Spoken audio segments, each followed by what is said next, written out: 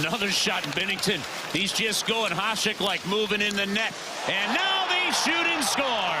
Knocked the first 3 deflections away. Blues couldn't clear it. And Sherratt has tied it for Detroit 1-1. Takes it on the far wing. Shoots and they score. It goes off the glove of Bennington. He's looking at the referee. Deflected right in front of him. Chen on the face-off. Another win for Detroit. They pass Detroit. They get it in front and score. A quick pass, and Soderblom was left alone in front. Rebound finds its way to Detroit. The pass to Larkin to the empty net. 5-2. Detroit, the empty net goal with 1:07 to go in the third period. Oh, that's what it sounded like right here on 101 ESPN last night. Blues lose once again. Alex, it's getting ugly, man. Oh, it's getting real ugly. And the Blues have responded this morning by making a move. According to the team, the Blues are calling up Dalibor Dvorsky, Alex. I had a bunch of different angles that we could have gone with this morning. None of them were overly optimistic, to be candid. Well, I don't know how you get optimistic. Let's respond to the news first, though. Yeah. What do you make of the Blues deciding to call up Dalibor Dvorsky, something I did not foresee? I didn't either, because I said yesterday I thought that if they make a call, it's going to be Matt Luff. I had 2 thoughts that come to mind with this. One, maybe this Thomas injury is more severe than they're leading on. Now, we haven't seen any moves by the Blues on Robert Thomas. Frankly, I don't know if you need to because Neighbors is on IR, but Thomas still day-to-day. I thought it was weird yesterday when Monty was like, he's not playing, haven't even really talked to him today. And I'm like, well, that seems odd that you haven't seen your centerman. But if he's day-to-day, wouldn't we have a conversation? Maybe they told him to go home. I don't know. They didn't skate yesterday, so that could make sense. But the other thought, and this is the one that tinfoil theory, I think this is Doug Armstrong telling the team without telling the team, look, you guys have been playing bad, and unless you figure your ish out, these guys are going to start coming up and playing top minutes.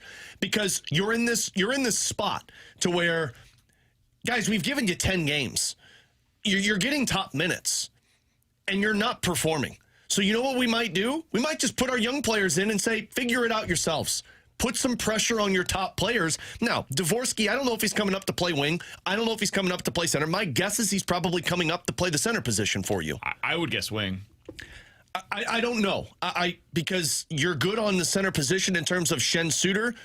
Part of me really wonders if they need more size on the wing. And Bukestad becomes a winger for you, and they put Dvorsky in the center. I mean, Sonny's your third-line center right now. I think Walker was playing fourth last night. Yeah, well, that's the problem. You can't have Walker at the center position. You lack an identity line right now, so you need Sonny on that fourth line with Walker and Toropchenko. But if Dvorsky's coming up, he's playing in your top 6. He's not playing third line. He's playing in your top 6. My guess is third line. I think he's going to be your top 6. And I think they're going to look at this. And again, this is my tinfoil. Well, if he's top 6, though, he's on the wing. Guys, there's a lot of intrusive thoughts that are taking place for Ferrario these days. Like last night was the first night. Let him out. Is this a safe space? Oh, yeah. Last night was the first time I looked to my left and my right. Nobody's in the broadcast booth with me. And I go, is this team bad? Like, is this team just bad? And I don't What was different? Because I think that is the sense that I get from most people is something changed last night. Where it went from, guys, they're going to be fine, it's early, to, uh-oh. You want to know why? Is this going to be okay? It's because it's 5 straight games of the coach saying the same damn thing and the team coming out looking the exact same. What's on your face, man? No, I had something that just went in my eye. Sorry, go ahead. So why those intrusive thoughts have led to this Dvorsky call-up is they might just be looking at their team. This is Doug Armstrong having a press conference without having a press conference. This is him telling his team, guys, if you're going to play like this, then we're going to start bringing up our younger players. And guess what? If they play poorly, so be it. Can't be worse defensively. Yes, they're young. And they're going to figure it out up at the NHL level. So this, I don't, like, it's good that Dvorsky's up. I'm not sure it's good for the team's sake because it's like, hey, you guys are going to play bad, then we're going to bring guys up that get opportunities that need to learn at the NHL level. Can I offer the alternative view on Dvorsky coming up? This feels like panic to me. This feels like something that we would criticize to high hell the Cardinals for doing. You're bringing up a player in the worst situation possible for them. Dude, they've done the opposite in the past, where if the Blues are struggling at the NHL level, they send young guys down and say, this is not the time for you to be here. I'm smacking my... Wow, you're putting stuff in your eye microphone. Man, mine didn't even make noise. You got angry with yours. This is the time generally where the front office says, hey, we need our veterans to step up. It's unfair of us to ask young players to drag us out of the issues that we're being plagued by right now. Hasn't the coach been saying that for 5 games? I hear you. And they haven't done it. You're right. I'm not even necessarily saying it's the wrong thing to do. It's just very anti-Doug Armstrong to do it. It's the opposite of the move that he generally would make. He said before the season, these guys have to work their way into the lineup. Otherwise, we're going to give them time. We're not going to rush any of these young players to satisfy what we need at the NHL level. That's how you ruin young players. More teams break prospects than prospects breaking themselves, right? This is their words, not mine. And now, 3 weeks into the year, 10 games into the year, that's changed? I don't think Dvorsky is a particularly different player today than he was during training camp. I don't think a month changed everything about who he is. What's changed is the dynamics of this team. And now you're looking for answers. You're searching for answers. And so Dvorsky is suddenly here. Alex, I don't know how much training camp matters because, frankly, Dalibor Dvorsky was not great there, and Dylan Holloway was the best player on the ice every day that we were out there at camp. Yeah, Logan Mayhew looked awesome in camp, too. So. And Dylan Holloway has not been overly great so far this year, so maybe it doesn't matter at all, but I'm surprised by this move. I'm very surprised by it, and it feels very against what this team has preached over the years. I'm surprised by it, too, because, again, I said yesterday, if they're going to call somebody up, it's going to be Matt Luff. It's going to be an Alexandrov. It's going to be guys that you don't care if they play, but it's reinforcements nonetheless. I mean, look, Texier needs to come out of the lineup.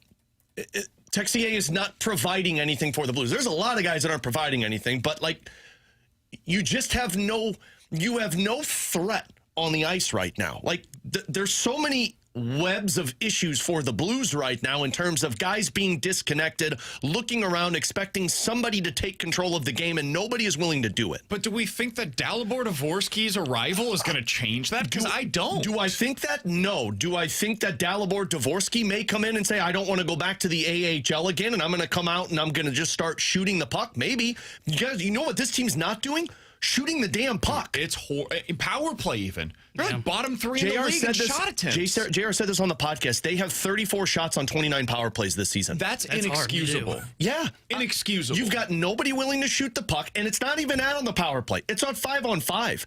Guys, they went 14 minutes and 29 seconds last night from the second period to the third period without a shot on goal. In desperation mode, by the way. Yes. At least they were winning at the time and playing this No, I don't know if you checked the score. You must have been watching the game from last year. Yeah. We were down 4-1. They were down 4-1 when this happened? Guys, the intrusive thoughts are taking over Ferrario's mind. Light him out. I want to see the dark side of Ferrario. My anxiety medicine is not strong enough for this. All right, now all 3 of us have officially yelled about our respective teams. Look, the Dalibor Dvorsky thing is concerning, but it's also a method of provide a spark. I don't know if he's the right guy to provide a spark. He's scoring. He's got 5 points in his last 3 games in the AHL. I just, when you bring this guy up, you are knowing that there's going to be mistakes. And that's why I'm like this. This Doug just saying, hey, guys, if you're not going to play well, we're going to put younger players into this position. They'll make mistakes, but you know what? They need to. 314-399-9646 is the Air Comfort Service tax line to get involved in the show. It's 11:15. Your time check brought to you by Clarkson Jewelers, an officially licensed Rolex jeweler. Full disclosure, we had a benefits meeting this morning. Alex had a podcast this morning. We've been running in 100 different directions. It's a free-flowing Friday on a Wednesday for us. Freedom Friday! We have no rundown ready to go. We have a lot of notes. We have stuff prepared for you guys. No true rundown, though. So if you guys want to lead the way, you want to help us out with putting together. Look at how empty this is. Rundown's going to be. We've gotten to this point. The Blues have made us just done. You can do so. 314-399-9646. That's the Air Comfort Service text line. YouTube chat is off and running at youtube.com/101 ESPN. Also, the mic drop feature. Yeah, we're going to get to that today. Scott Lee Heating mic drop feature is on the 101 ESPN app. Was last night the moment where you decided to yourself, all right, this just isn't going to get better. The Blues are bad this year. If you're feeling that way, or if you think that everything is just overblown and it's only 10 games, would love to hear from you today. The Scott Lee Heating mic drop feature is on the 101 ESPN app. Alex, I looked up how often teams that allow 5 goals in 5 straight games make the playoffs. because that's what the Blues have done. Yeah, that's a good thing to do at this time of the year. What does recent history tell us about teams that have similar issues with goal suppression over any 5-game stretch over the course of the regular season? I'll tell you what I found next year on 101 ESPN.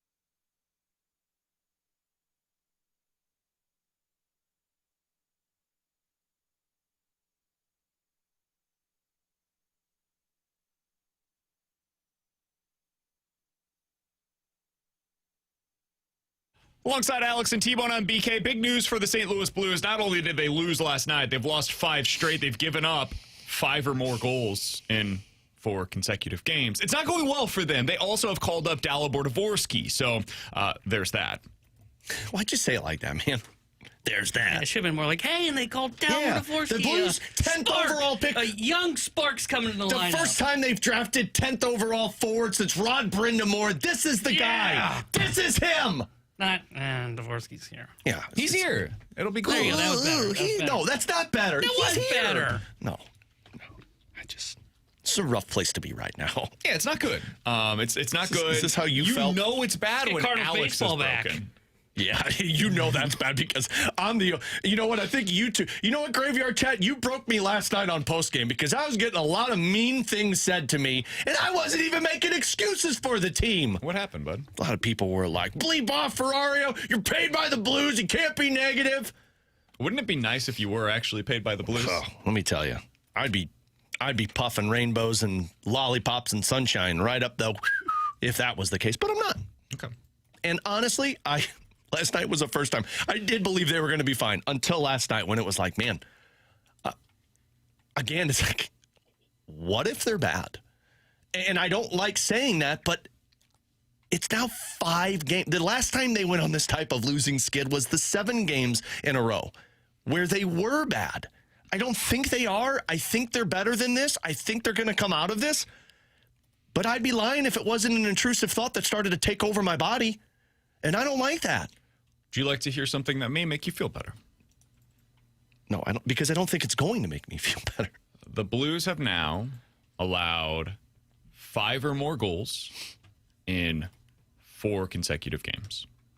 They've lost 5 straight. But they've allowed 5 or more goals. It's happened 6 times this season. So. In 4 consecutive games. Okay. Last season, I'd love to see how you're spinning this one. 3 playoff teams did this. Really? Yeah. Huh. The Colorado Avalanche. Oh, wow.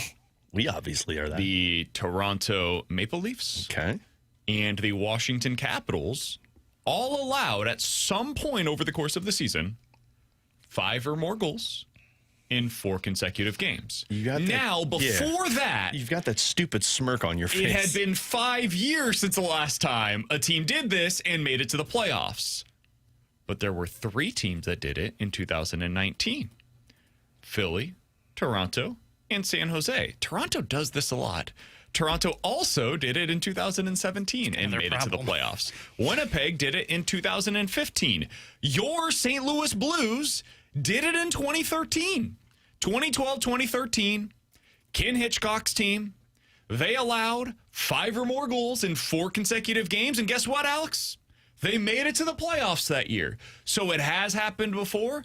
It could happen again. It's only 9 times in the last 28 years that it's happened. So it's not often, but it has happened. So maybe the Blues will follow this track record of being, every year the Toronto Maple Leafs or the 2013 Blues. Maybe they can get this thing back on track. Or maybe they're, the other 100 teams that have done this over the last 25 years and they end up being a middling or bad team and miss the playoffs entirely. But that's the recent history of teams that have had this kind of goal suppression woes over a 4-game stretch at any point in the regular season. Is that supposed to make me feel better? Sunshine, lollipops, and rainbows. More like the Julio Rodriguez audio. I didn't have that one ready. So 9 teams in the last 25 years have made the playoffs while doing this, and 35 teams in the last 25 years have missed the playoffs after doing this. It is wild to me that only 44 teams have had this kind of goal suppression problem in a 4-game stretch. Yeah, as Lloyd Christmas told me a long time ago, so you're telling me there's a chance. And I mean, yes, I think they can figure it out. Where they're at right now, and I said this on postgame, and then Jim Montgomery said it postgame, which made me feel a little bit better. They're just disconnected on the ice. It's a ton of guys that doesn't know where the next play is happening. And last year, when they were running so well, the DNA was connected. The DNA was like, defenseman's got the puck. I know exactly where the forward's going to be in transition. The puck moves up, and then from there, it's boom, he's gone. Now it feels like puck stops in the middle of the ice, can't move it north. It gets in, it's one and done, and then you've got guys that are like, oh, shoot, I'm supposed to be back here, and then they're rushing up the ice trying to stop it. It's just not what we're used to. And what Jim Montgomery said in the postgame was like, look, we just have to keep preaching the habits. The habits and the details are what will get this team out of it. And if there's one person that I will trust, it's Jim Montgomery in terms of making sure that everybody knows the habits. It's why I get to the point where it's the players. He's telling you what needs to happen. It's just not happening in games. So you mentioned this yesterday. You sent us something in our group chat and said, hey, I just listened to Jeff Merrick's podcast. He was talking about the Blues and what he sees is going on right now. Here's what he had to say on the Daily Face-Off. This is the Sheet podcast with Jeff Merrick. When you watch the Blues, do you get the sense that everybody's waiting for someone else to do something? Like, that's death. Last year, everything just clicked, and they went on that run, kind of like when they went on their Stanley Cup run. That was legendary. It ain't clicking this year. How many players on that team, Jason, the St. Louis Blues, can you point to and say, you know what, that guy's doing what I expected him to do? Like, nobody. If we were looking for St. Louis to take the next step as they made the playoffs last year, it's been a major stumble, and I can't figure out why. It just seems like this is a team that is waiting for someone to pop it. And I honestly don't know how long Doug Armstrong sits on his hands here. The answer is roughly 12 hours after that podcast was released, because now he has called up Dalibor Dvorsky. So he has at least made a move to try to ignite the roster. Alex, last night, the funny thing is, they did try to do something. Braden Shen, the captain, scores a goal early on, and then he gets into a fight. He tried to immediately get into a fight. Sherrod was like, yeah, no, bro, not going to do that. I think he was regretting that after I'm good. Shen got behind him. And then Shen, later on in that period, ends up getting into the fight. It was bad timing, though, because at that point, Alex, the Blues had all of the momentum. And so instead of it being a thing where it really gets the Blues going, now the Blues are without their captain for 5 minutes. The Red Wings are able to get a little energy going, and for the next 30 minutes, basically, they had all of the momentum. Anything that the Blues had built in the first minute of that game as Shin got off to that early lead for them, it was gone. It had evaporated. And so even when they are finally doing something, they're not just looking around waiting for something to happen. Now it's the bad timing. And I'm not blaming Shin for the loss. He did everything that he could, but the timing just wasn't right for that fight. And ultimately, the rest of the period went in the wrong direction. Yeah, I mean, I'm really torn on that, because you guys, we were texting last night about it, and originally I was emphatic on saying, no, that's not on Shen. Shen did the right thing. That's the captain, and he's not going to back down from a fight. But, didn't had the chance to talk with multiple people at the game, and I kind of had the same message from different people. I had one side saying, no, you got to look at where you're at. You're buzzing right there. You don't want to fight because it brings Detroit back into the game, and it proved properly. That's what you guys were saying. But then the other side of it, which I heard from a couple of other different people, that said, that's on the team, because Shen tried to do that in the first shift, and nobody wanted to take it on.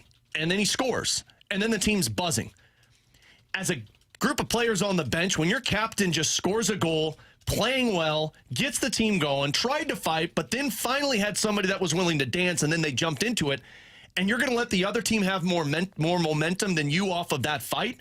Man, that's on the bench. That's on the bench for not responding to what Braden Shen was trying to do. Shen was doing everything in his power as a leader to bring his team into that game. And they answered after the goal. You should have answered more after the fight. So I'm dead in the middle, because I was set on that being a good time and a good fight. But then I also understand that, you allowed Detroit into that hockey game. So it's more about the team than anything right now, because they will tell you every single time you ask that that's a tight group. And I believe it's a tight group. They were a very tight group last year. For some reason, man, it just feels off right now. He's Alex Ferrario. That's Tanner Hendrickson, and I'm Brandon Kiley. Coming up next, we are going to be joined by Steve Konowalchuk, the head coach of the Springfield Thunderbirds. He is seeing every second of Dalibor Dvorsky on the ice this year. What has he seen from Dvorsky? What makes Dvorsky more prepared for this opportunity today than he was last year when he got the call up to the NHL? We'll ask Steve Konowalchuk, the head coach of the Springfield Thunderbirds, when he joins us next year on 101 ESPN.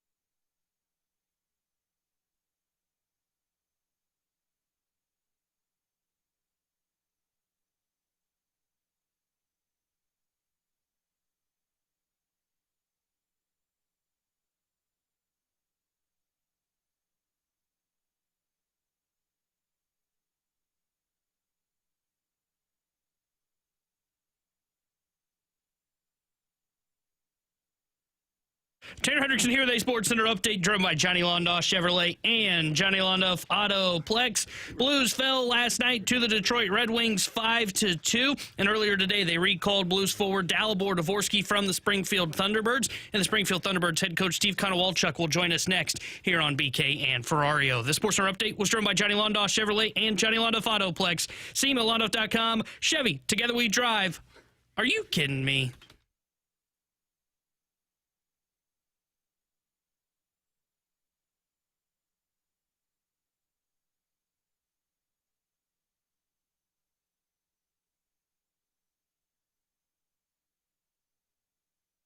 Alongside Alex Ferrario and Tanner Hendrickson, I'm Brandon Kiley. Big news today as the St. Louis Blues have called up Dalibor Dvorsky to join the roster. His head coach with the Springfield Thunderbirds is Steve Konowalchuk. He joins us now via the Callier and Thompson hotline. We appreciate him doing so on such short notice. Steve, thanks so much for the time. We really do appreciate it. Let's start with the obvious here. Dalibor Dvorsky getting the call back up to the NHL level. What have you seen that has been different in Dvorsky's game this year from what you saw last season with Springfield? I would say confidence and attitude. Just an attitude and more determination. It's especially the last couple games and the last 7 to 10 days through the games and through the practice, you really see the confidence in battles. You see the confidence in intensity, the belief in himself that he's one of the better players in the league down here, and it's exciting to see. The talent's always been there, and you've always seen the flashes. But like young kids, through the first learning experience here or two, you have to learn that it has to be every shift, every battle. And I'll tell you, the last 7 to 10 days and a couple games, he's really impressed me with really leading the way in a lot of areas in practice with his compete and work ethic and complete games. So it's great timing for him. I'm excited to see him get up there and get going, and hopefully he can help out the Blues. Steve, I remember having this conversation with you last year and us talking about how, his offensive talent is there. Like, it's just gifted. But you talked about how he's just got to understand the other side of the game. And being a center, it's such an important role. How do you feel like he grew on that side of the puck so far this year?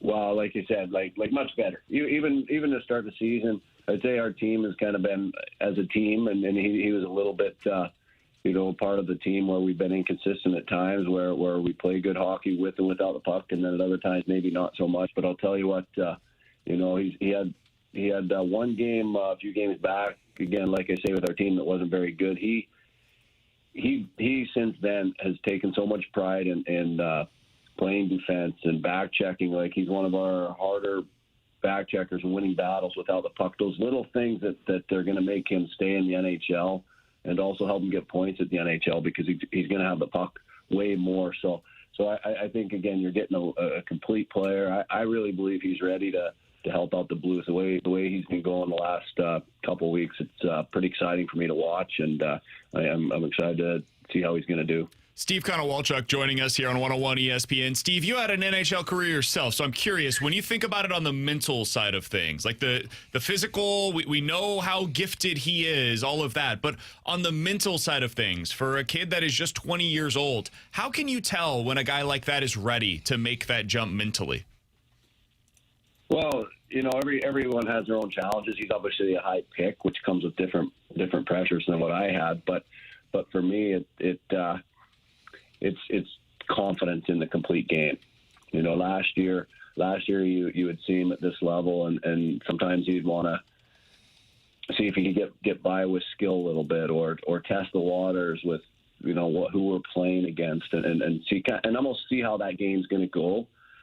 For me, when a guy's ready, he's the guy out there dictating how it's going to go, and like I say, the last couple games this week, he's doing that in practice. He's doing that in the games.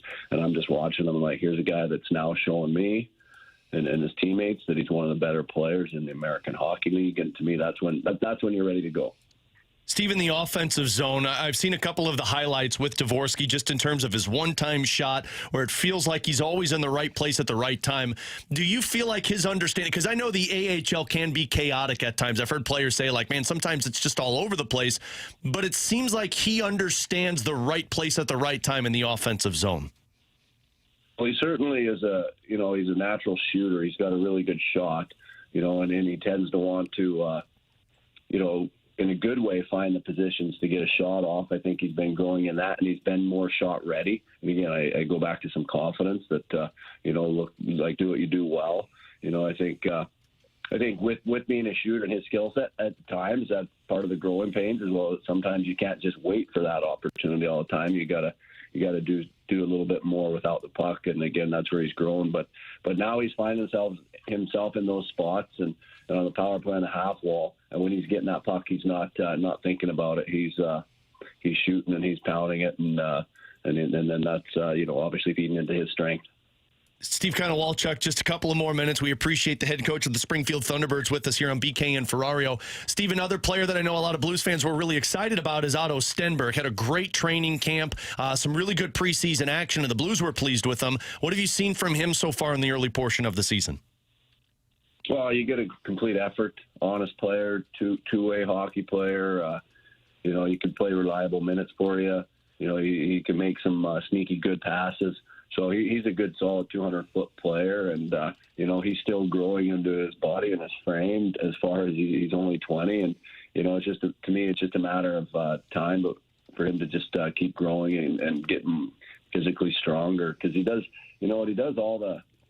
He skates well, he shoots well, his hockey sense is good. So he has it all there. It's just continuing to build just a little bit in all those areas. And I think a lot of that is just, as you get stronger, he'll get a little bit faster, and the game will slow down a little bit more, and he'll get more offensive production and go from there. But certainly a good, honest two-way hockey player. Steve, a final question for you, and again, we really appreciate the time. I want to channel your former player mindset right here, and I know you're focused on the AHL brand, but struggles obviously early on for the Blues.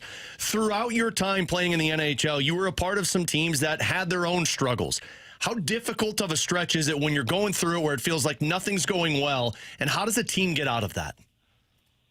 Well, it's a hard mental grind when you're going through tough times, and the first thing that it's hard at the start of the season. Everything's magnified so much at the start of the season, right? If you go through one of these situations they're going through mid-season, you've banked a lot of wins usually, and it kind of, okay, we'll just get things going. It's not as magnified. So I think it makes it tougher this time of year for any team. You want to get out of the gates good.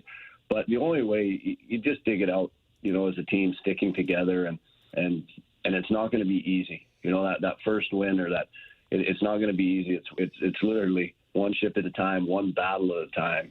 One block shot can be the difference in the win. And then from there you get traction. And then before you know it, you win 2 games, and all of a sudden it becomes a distant memory.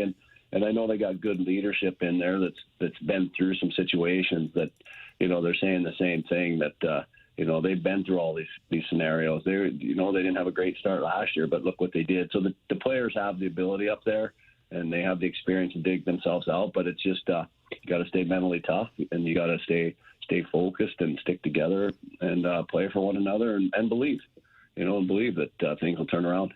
We appreciate the time with Steve Konowalchuk, head coach of the Springfield Thunderbirds, on the day that Dalibor Dvorsky has been called back up to the NHL level. Steve, thanks so much for the time. Appreciate you joining us on such short notice. All the best. We wish you guys the best of luck down there, and we'll talk with you again soon. All right, thank you. Appreciate it. Thanks, Steve. That's Steve Konowalchuk joining us here on BK and Ferrario. Appreciate his time here on 101 ESPN. Alex, he seems to believe that, he's ready. Dalibor Dvorsky is ready for the NHL level now. Does that give you more confidence about what we're going to see? I mean, what else is he going to say, to be fair? But that's the thing, and I'm not taking anything away. I don't know where my confidence level is at, because Dvorsky could be ready, but the team's right now in flux, and that's a tough place to be if you're him. I'll say this about Dvorsky's call-up. The numbers, if you just go look at his hockey DB page, you're going to see 5 points in 6 games and a -4. And your reaction is going to be, well, that's not good. He's a centerman, and he's a -4. I want that to look better. Springfield's had their issues early on the season. You heard Steve mention, we've been inconsistent itself, but the key to hone in on is he's saying every single game, Dalibor Dvorsky brings the same effort.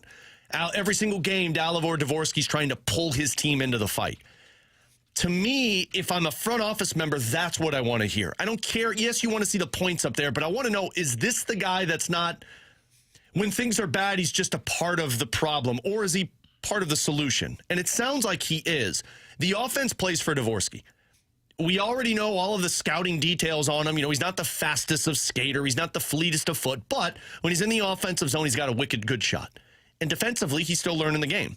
That's what you're doing. You're bringing him up. He's going to make mistakes at times, just like Mayu has made, just like Neighbors made, just like Bolduc made. But the offense is what you're shooting for right now. You're bringing him up because he's got a shot, and we just need somebody to go into the offensive zone and generate offense. John Scores on the YouTube chat says, wow, BK is really against Dalibor Dvorsky coming up. I'm not against it necessarily. I just think it is so out of character. It is such an out-of-character move for the St. Louis Blues to make, and when you see stuff like this, I remember, was this a couple of years ago now, where the Cardinals, it was just like, it was frenetic. They would just make these weird moves, and it's on and off the roster, and up and down, and all of these different things. It's like, man, it feels like you don't know how to get out of this. You don't know, you don't have answers, and so you're just searching. Mm-hmm. And you're looking for anything that could present an answer.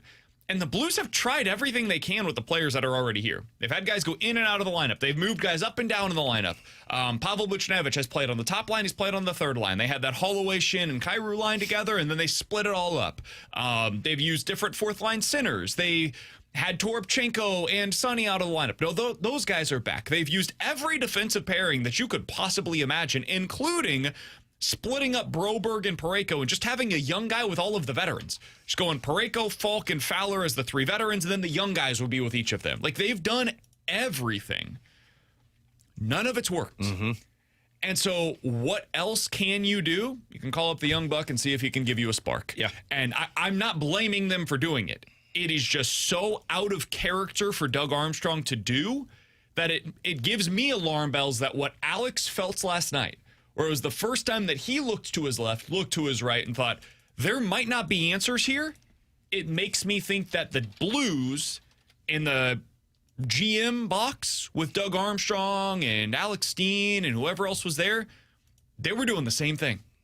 And that's what makes me concerned, Alex, is that what if they're looking around right now and thinking to themselves, this might not get fixed.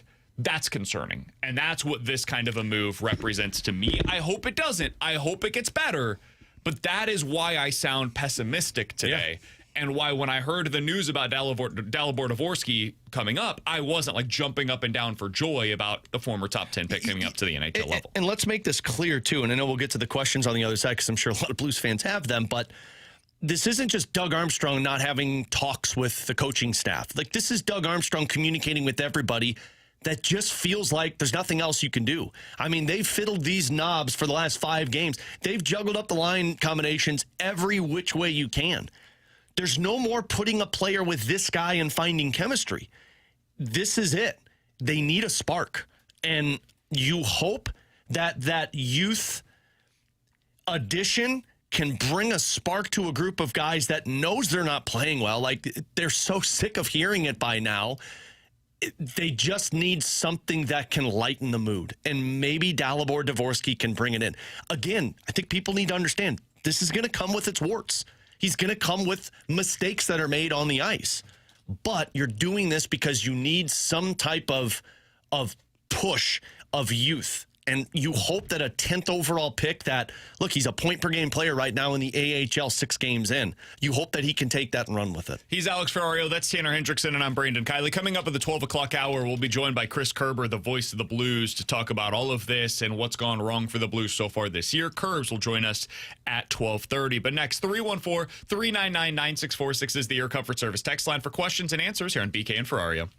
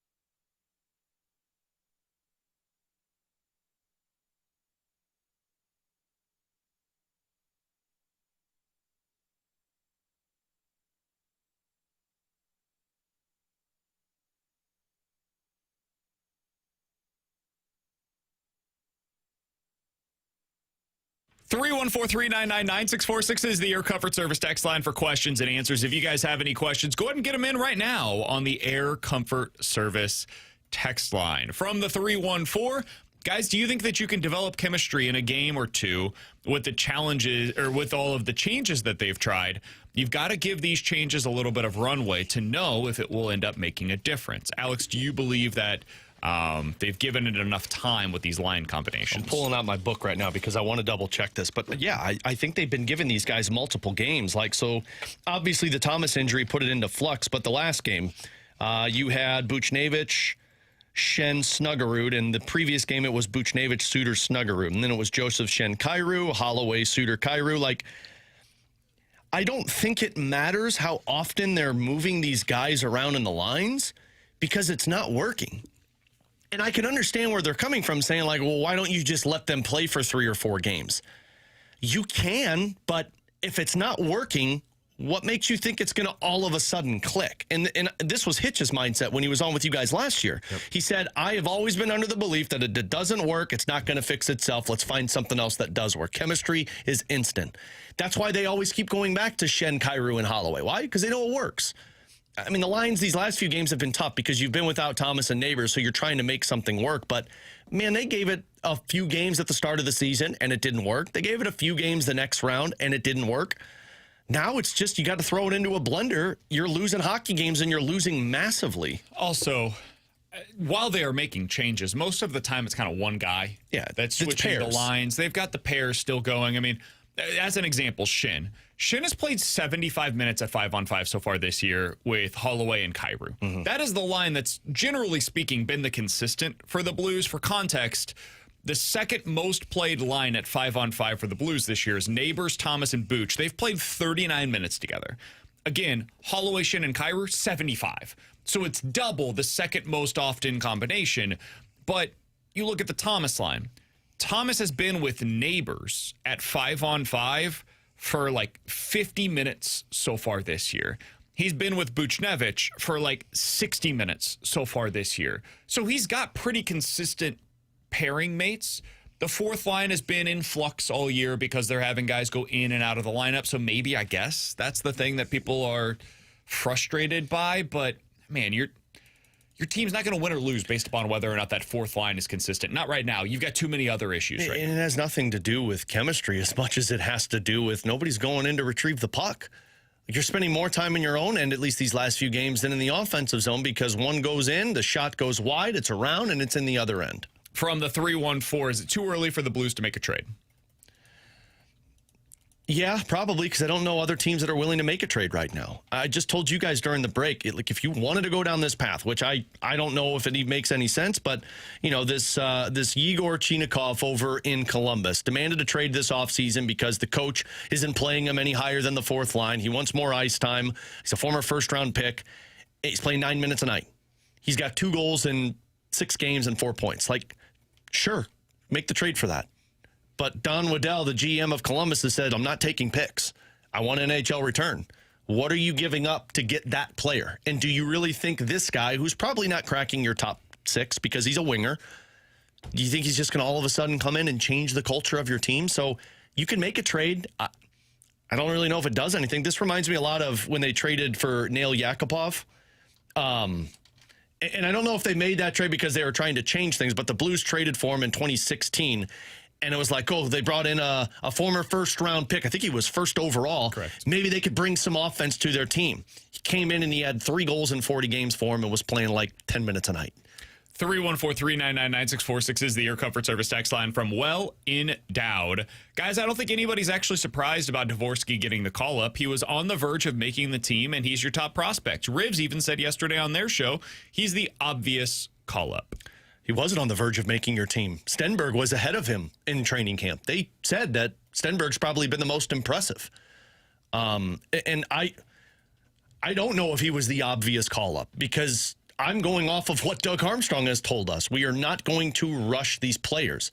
Guys, we saw back-to-back seasons where Jake Neighbors was on a bad team and Zach Bolduc was on a bad team. And what did they say? We're not going to put these players through this. We're not going to put them through this. Our team is in flux. Why put them in this position? I thought they would have gone down the path of a guy that is a third-line player that can come in and out of the lineup, a Matt Luff, an Alexandrov. I am surprised they went this route because Doug Armstrong's made it pretty clear we want these guys to marinate in the AHL rather than force feed them at the NHL. What would your guess be on what the line combinations are for tomorrow? By the way, Jim Montgomery, a quick update from Luke Korak, who's out at skate today. Jim Montgomery apparently said he will be in the lineup tomorrow. Speaking of Dalibor Dvorsky, he will be on the power play tomorrow. Yeah. So where do you think he fits into this lineup? What do you think the line combinations will look like? Totally guesstimating here. I wonder if your top line is... Oh, God, this is tough. I think you're probably going to see maybe like a Shen on the wing with a Dvorsky and a Buchnevich. Holloway, Suter, Kyrou, and then Snuggerud with a Sundqvist and a Bukestad. Say that top line again. Suter, Holloway, Kyrou would be my top line. And then your second line would be Dvorsky in the middle with Buchnevich and Shen. And then you can rotate them in and out. I don't know if they're going to put him on the wing. Like, if you're up here, you're wanting him to play top 6 minutes. And they need size on the wing right now. Like, this last game, Holloway, Kyrou, Snuggerud, Buchnevich was your top 4, or your top 2 line wingers. And then the third line had Texier and Bukestad on it.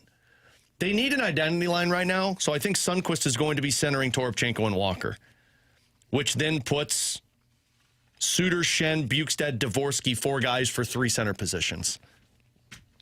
I don't know what they do because I don't know if they're going to use him on the wing or the center position. Maybe you slow play it with him, and maybe your lines go Buchnevich, Shen, Dvorsky, Holloway, Suter, Kyrou, Snuggerud, Bukestad, Joseph, and then Sundqvist, Toropchenko, Walker. I've got a quick idea. Please, hey, any of these could happen. Right? I'm throwing poo at the wall right now and seeing what sticks. Holloway, Shen, Kyrou. It's been the line combination that's worked in the past. Let's go to it. That's our top line now. That's what I would do if I was in Monty's shoes. Yeah. Booch.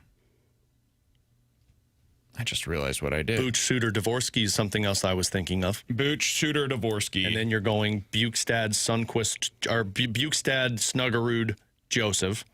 Yes. And then Sonny, Toropchenko, Walker. Yep. That's fine. But I put Shen down twice. Yeah. I need 2 Shins in my lineup. 2 Shens don't make I like right. the idea. Yeah. Here's my only issue with... I've got Shen as my top and my second line center. Here's my only... It worked a lot better that way. Here's my only issue with that. Who's your line playing against the other team's top line? I mean, I would go Shen, Kyrou, Holloway. That's what I would do.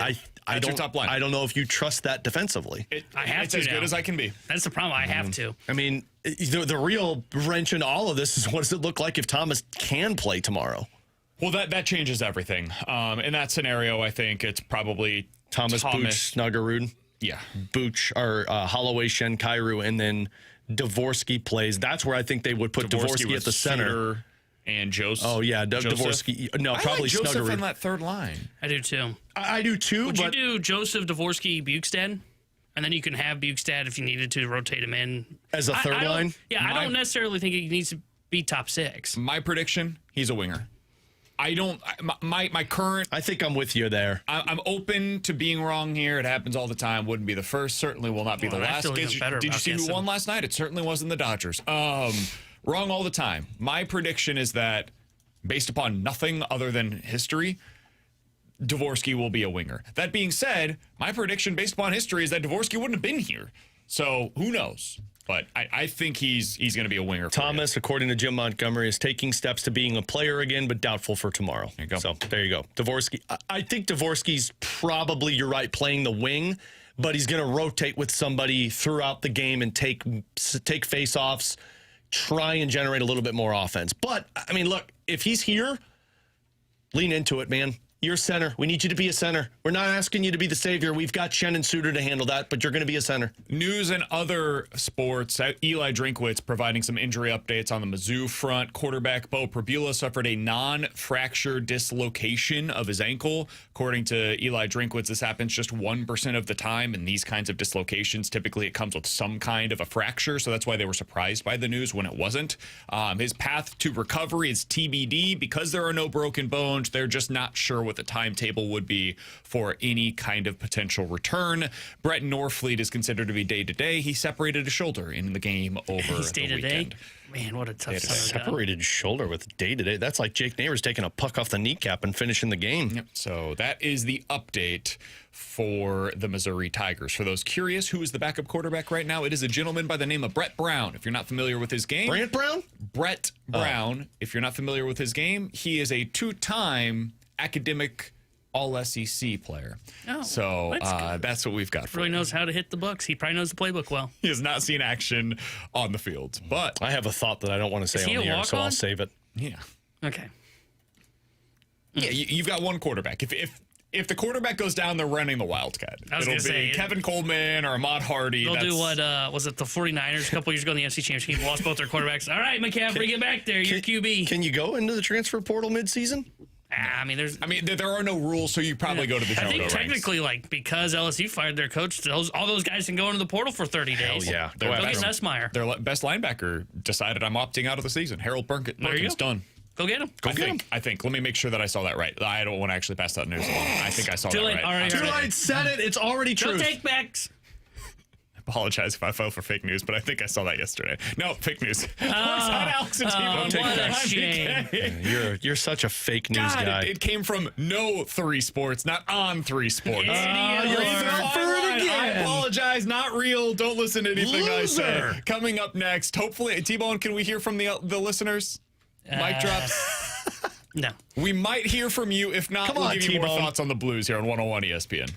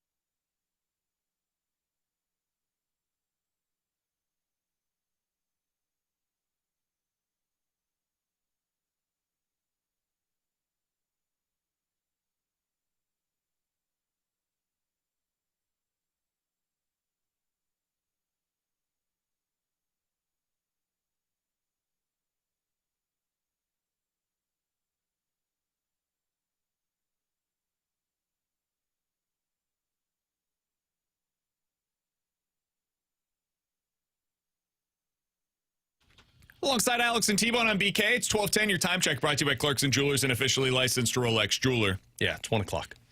We'll bring our conversation on air.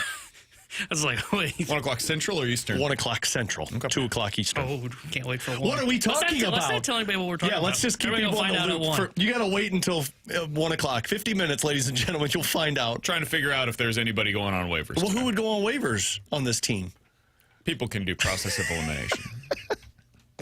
Booch. Hey, no. He'll figure it out. So, Alex, how does this get corrected? Our first hour has effectively been I know. everything is failing. They're 3-6-1. It's a disaster. In the past, the response to a stretch like this is, well, fire the coach. Just get rid of that guy and everything will be fixed. No, it's not happening. Stop it. Thank God we don't have to have that discussion this time, right? Amen to that.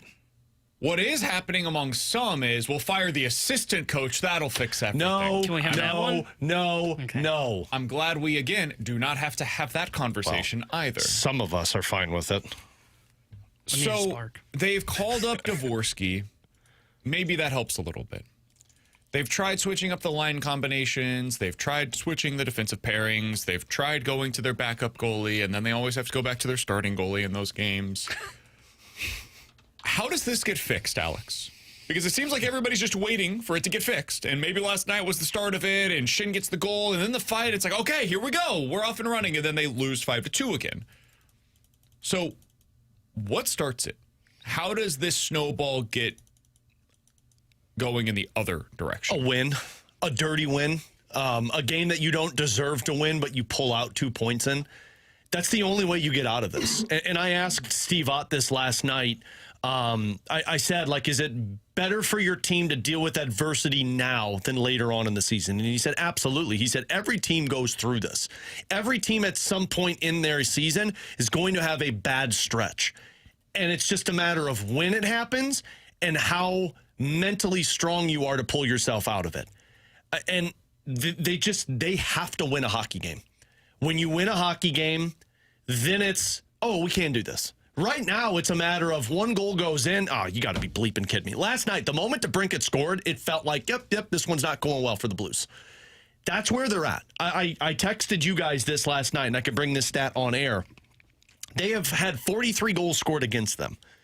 There have been 8 goals of the 43 that the opponent has scored that have been scored in a 2-minute window. So in a 2-minute span of a hockey game, the opponent is scoring multiple goals. That's happened 8 times. That's 5% of the goals you've given up. You're giving up one later on, less than 2 minutes later. Do you mean 8 times that's happened? Yes, so 8 there's times. 16 total goals? No. 8 goals have been scored. So it's happened four different times. 8 goals have been scored in a 2-minute window. That is what the Doug Armstrong quote on NHL Network was. If this team doesn't have anything to fall back on, this team is struggling with dealing with adversity. They're walking on eggshells. So how do you get out of this? Your goalie makes a big time save at the right time. A goal goes off of one of the guys' butts and into the back of the net. You win a hockey game. You take a breath of fresh air when you skate off of the ice and say, we're fine. So let me follow up on that a little bit. Did I not explain it well? I'm sorry, man. You did a good job. Intrusive thoughts. What would you say when the Blues got things going last year? What did they do well? How did they do it? What did the Blues look like at their best? I'm asking a stupid question. I understand. No, but you're I promise not. you I'm doing it for a reason. A confident goaltender is one. Like, what did they do well when they came out of that Four Nations break? Jordan Binnington skated into that second half of the season as arguably the best goaltender in the National Hockey League for how he performed. Everybody was talking about him, and he comes out, fires blazing. But what did they also do? They didn't allow opportunities to score. They were the best team defensively in terms of not allowing the opponent to generate any momentum. They, and Monty said this last night, they stood the opposition up in the neutral zone. That basically said, you're going to have to dump the puck in behind us because we're not letting you skate in. And then Bennington's better than anybody at preventing. And then on top of that, if that player on the opposition goes in to retrieve the puck, they're going to regret doing it.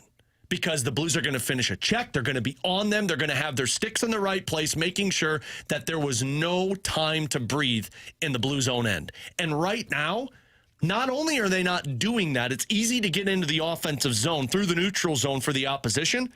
They're not clearing the front of the net. I mean, guys, that DeBrincat goal last night, he wasn't touched. There was everybody else around him. He stood in front of the two defensemen with the stick like this and then just whoop, down. That was not how they played last year. Consistently. Yeah. That's not a new thing this year. The blue paint is like 7-Eleven right now. It's always open. So, first of all, good work. Second of all, Not even going to appreciate. T-Bone doesn't know what 7-Eleven is. There's one right by my house. What do you mean? what do you think this team does well? Because it's a different team, right? Every year you've got a different group of guys. They're going to play differently. Like, when this team gets to its game... Can I say your intrusive thought? Yeah, please. What do you think it should, T-Bone? Oh, should. Oh, never mind. You go. You keep your thought to yourself. Like? Well, his first question was nothing. Is it the same? Suffocating. They're a pack mentality team. This was the quote that Doug Armstrong had before the season. The lone wolf starves while the pack eats. Meaning, our best players may not have any points in the game, but they're going to be the best players on the ice. They're going to be making the smart plays. So what does this team do? Well, when they're right, they suffocate the opposition. There's very little offensive zone time. They're forechecking. It's wave after wave after wave. Honestly, what they do well, go back and watch the Dallas Stars game. That Dallas Stars game is the template for the coaching staff of, this is what we want. Heavy sticks to where the opposition can't even get a shot. You're going to the front of the net, and when the best players on the opposition are on the ice, they spend the 60 seconds in their own end. The reason I'm asking these questions is because, man, I've seen that for like 75 minutes the entirety of the season. Yeah. And like 50 of those minutes came in that Stars game. I think I've seen it in 2 hockey games. I've seen it in the Vancouver Canucks game, and I've seen it in the Dallas Stars game. It's the 2 games that I've seen them play that style of hockey to where it doesn't matter who's your best player, everyone's on the same page. And I saw it at the beginning of that last Red Wings game. Yeah. They were playing that style for a period. And then they came out in the second period and they started it out again. And then it just stopped. It disappeared and they lose 6-4. And that's what made that one so disappointing and so frustrating, is that you did see the game start to develop. But if you can only do that 1.5, 2 times over the course of the first 10 games of the regular season, what if this team's going to need a new identity?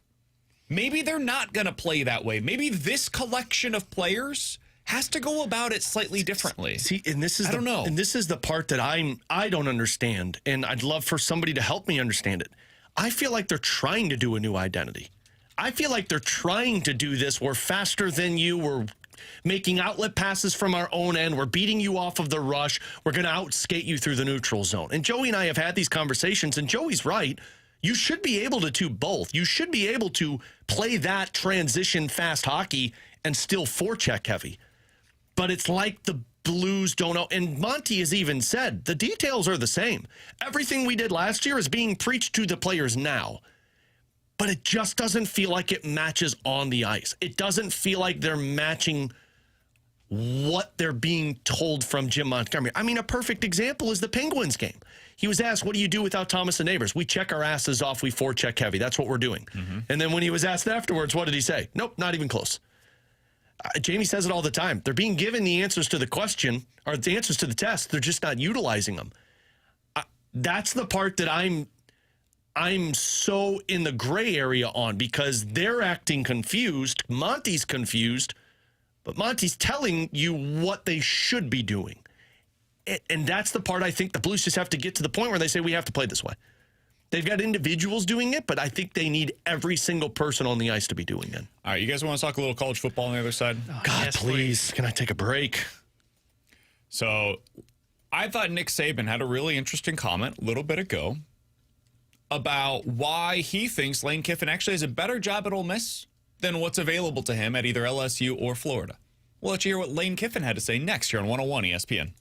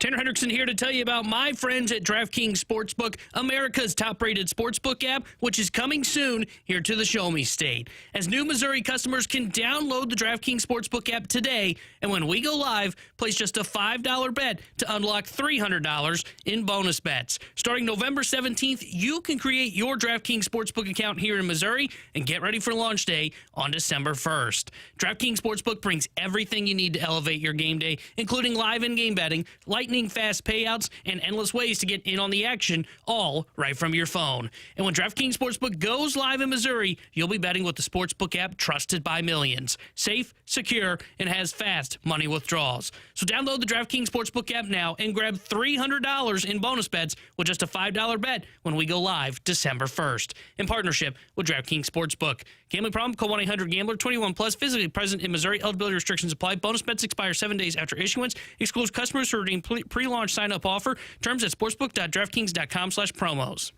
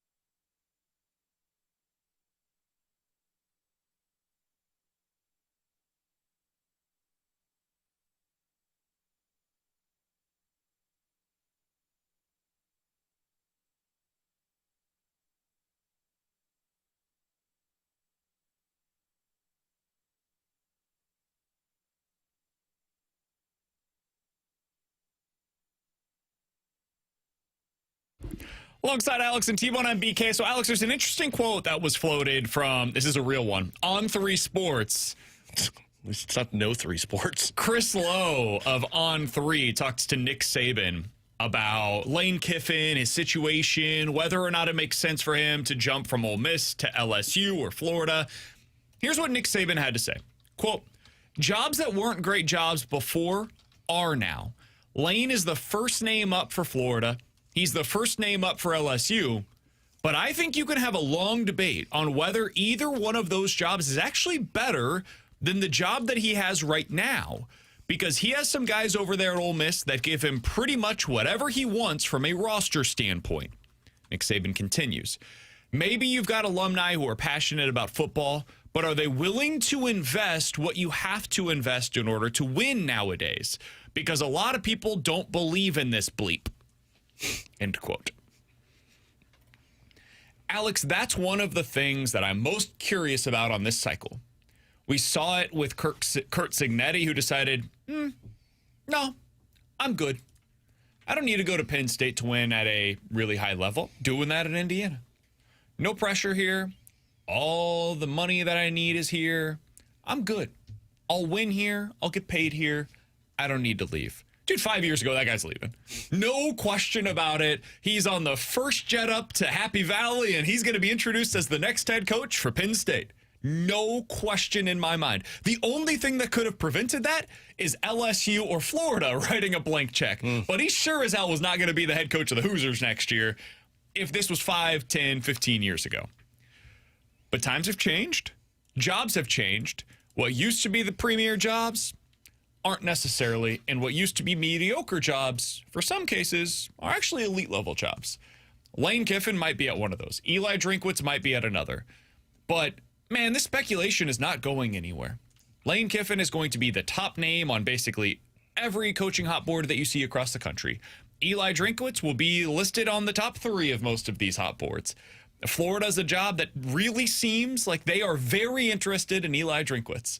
The fact that Mizzou is not playing for the college football playoff, most likely, this year, makes him that much more interesting for these teams because Lane, as somebody who might be playing for the playoff, Alex, would not even be able to go to these jobs until mid-December or all the way potentially into early January. At that point, you've missed the portal. You've missed the early signing period for high school recruits. You're basically out what is effectively an NFL draft and a free agency period for college football. So you're willingly just saying, nope, we're good here for 2027 being the first real year of Lane Kiffin being in charge of your team. So it's possible Drinkwitz even jumps him on some of these lists. Well, and he probably would because Kiffin's going to be in the college football playoffs, you would assume, right? Yep. Is that what you said? I wasn't listening. It's okay, man. I went on. So let's get back to what Nick Saban had to say. What did you make of his comments and the fact that, hey, Ole Miss might even be as good or better of a job as some of these other places because of the investment that you've already seen them make, that these other places, there's no guarantee? Well, the investment, but also the time that they've invested into it too, right? Like, I mean, you're talking about being established where you're at, already kind of making a name for yourself in the SEC where kids that are on other rosters or kids that are going into the portal or even kids that you're still recruiting see the success that you've had. And if you're Drinkwitz, you have to reestablish all of that when you go to another program. If you're Lane Kiffin, you have to reestablish everything. You don't just walk in and have everything, whatever you need, like you do at Mizzou. Like, he's established in the sense of, I know who to talk to when I need this, with that, with this, so that when I go into my offseason and I see 3 guys that I want in the transfer portal, I already know what needs to be done. Now there's just a process that you have to go through if you're Drinkwitz, which takes a little bit more time. So that's just the comfort of the position you're in, to where, man, I don't need to go reestablish everything in becoming this big name on campus. I've already got that at Mizzou. I run this program. Essentially, I'm kind of in charge of the athletic department. I don't get that where I go to another big, and I have all of the pressure that goes into it. So yeah, where you're at, where you're successful, where a fan base looks at it, a university, a program looks at it and says, we're fine if you win double digits. And you're not going to get that when you go somewhere else, because when they get you, it's, we want double digits plus. And with an expanded college football playoff, you got to get there. And I just saw this. This comes from Anand Nanduri, who works for Prize Picks. He tweeted out, I find it so funny when you look at major coaching searches. Everyone would love to have a national championship caliber coach. However, there are only 3 active coaches in the sport that have won a title. It's Kirby, it's Dabo, and it's Ryan Day. Good luck pulling one of those. There's only one realistic hire that Gator Nation would ultimately love. He's talking about Lane Kiffin. The funny thing about this is I don't think anybody would even be excited about Dabo. The only 2 coaches that I think most fan bases would say, man, that's a home run hire. Kirby and Ryan Day. And I think there are some fan bases that would look at Ryan Day and be like, I don't know, man. Could he do what he did there if he came here? Ohio State didn't even want him this time last year. They were rooting for him to be fired. So it's what I find so interesting about this cycle. Like Lane Kiffin, he's been really good at Ole Miss. This is the first year that he's really had them up and running to the point where they might even get into the playoff. He loses to Kentucky sometimes when he's got playoff caliber teams. Eli Drinkwitz, I think he's awesome. He's a really good head coach at Mizzou. Florida, Penn State, LSU, they'd be furious if he had the resume there that he has at Missouri. Now, he may not. Maybe he gets better players and he's able to beat Alabama. He's able to beat Vanderbilt last week with those kinds of rosters. That's possible. But, like, his resume is not all that dissimilar from James Franklin right now. Or James Franklin, if he's hired as the next head coach at Florida, I'm guessing they riot. It'd be a good hire, objectively a good hire. But there's less to be able to project there. And I think part of this is you're just hope trafficking. You're selling the idea that this guy could win more. And so with somebody like James Franklin, it's harder to sell that because he's had all of the resources and couldn't get it done. got within a game of playing for the national championship. He apparently couldn't get it done. Whatever. Drink has not had those same resources. If LSU hires John Sumrall from Tulane, hey, imagine if he could build at LSU what he had at Tulane, but with 100 times the resources. That's what you're selling on these things. So these fan bases 3 years from now, my guess is most of them will leave this cycle thinking to themselves, we got worse, not better. That's a weird place to be as a college football program. Yeah, I think you're spot on there. I think they will feel that way, and I think it's going to be years, decades, whatever you want to call it, till we start to see these programs start to settle in on, hey, it's okay to have the 10-2 year and get into the playoff, and then see if you can go on a run. Because I think that's what you're seeing now. All these teams, like if Kiffin stays, if Drinkwood stays, they're all staying not just because they think they can get to the playoff, but they think they can win something meaningful at those schools. And recruiting, though it still matters, it doesn't matter as much as it once did, right? Like we've talked about it. You can't just stockpile your 5-star recruits where Mizzou can end up with just one of them. Mizzou could end up with one, and then he transfers to, I don't know, Nebraska the following offseason. The portal's the most important thing. Exactly. And in the portal, you can go out there when you're at Missouri and at Ole Miss and continue to reload. Now, there could be times where you miss, looking at you, Florida State, but you can miss in the portal. But because of the portal, everybody can continue to try and reload and stay consistent. 9 to 10 wins, 8 to 10 wins. You get 10 wins in this version of the playoff. Boom, you're in the playoff. You're in the dance. You've got yourself a chance. Hirings and firings are ultimately decided based upon a couple of plays nowadays. Yeah. Like Mizzou this year, 2-3 plays away from potentially being undefeated right now? Yeah. Basically, either 6 inches of falling into the end zone or a quarterback not fumbling the handoff and handing it to the opposition, or Bo Prabula getting 6 more inches at the goal line and not twisting his ankle. Like that gets you to the win last week, and now you're, in control of your own destiny the rest of the way. And Drinkwitz is in the spot that we're talking about with Lane Kiffin, where how can you hire him? You're going to wait until mid-December, late December, after the portal, after all of these signing periods? Like, you're going to do that as a team, willingly giving up this cycle of players to add to your roster? I don't know. That makes it really tough for somebody like Eli Drinkwitz. With Lane, maybe it's a little different because you think he's a higher caliber of coach. With Eli Drinkwitz, that would make it tougher. But a couple of plays made him that much more intriguing of a candidate to be the next head coach at LSU, Penn State, or Florida. Hopefully, for Missouri's sake, that doesn't end up happening. Oh. Coming up in 15 minutes, we're going to dive into the junk drawer. But next, Chris Kerber, the voice of the Blues, will join us here on BK and Ferrario.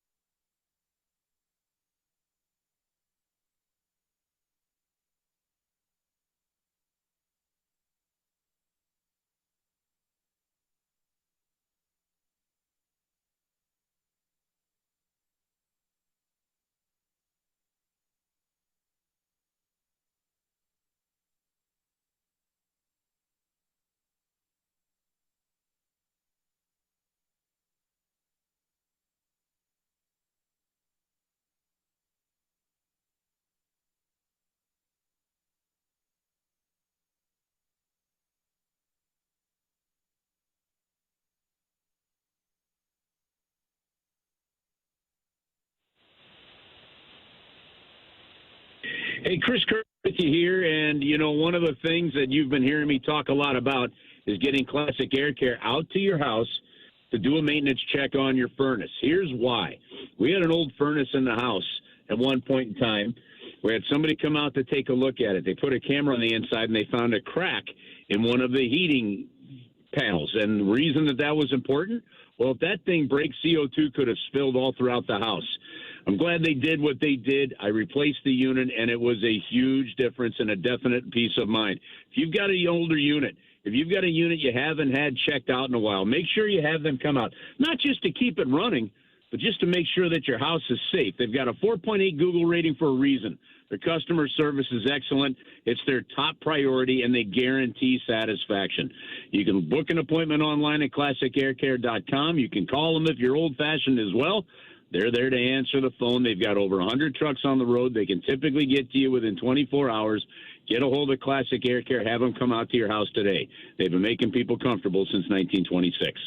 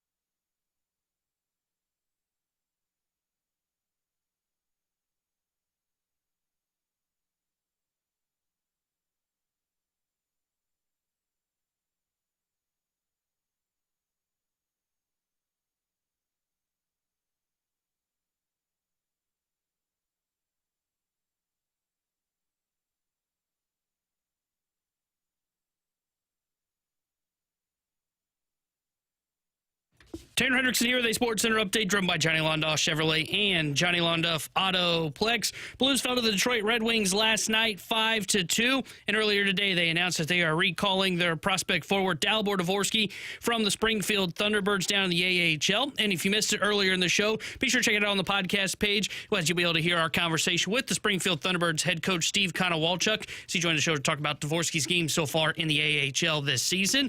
And tonight here on 101 ESPN, Game 5 of the World Series between the Blue Jays and the Dodgers. We'll have pregame coverage starting at 6 o'clock with first pitch at 7 as the series is tied at 2 games apiece. The Sports Center update was driven by Johnny Londoff Chevrolet and Johnny Londoff Autoplex. See them at londoff.com. Chevy, together we drive. Are you kidding me?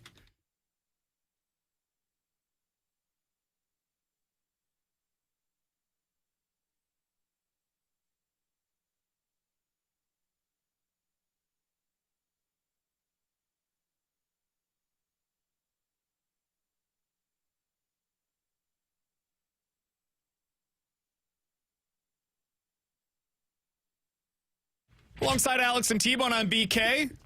We've been talking about the Blues for the vast majority of the day today, and we will continue to do so with Chris Kerber. He's the voice of the Blues. He joins us via the Callier and Thompson hotline. Kerbs, appreciate the time as always. Let's get right into it. I was going to start our conversation with what we saw last night, but there's a more pressing matter now that the Blues have officially called up Dalibor Dvorsky. I was a little surprised by the decision to do so. What was your reaction when you saw the news this morning, Kerbs?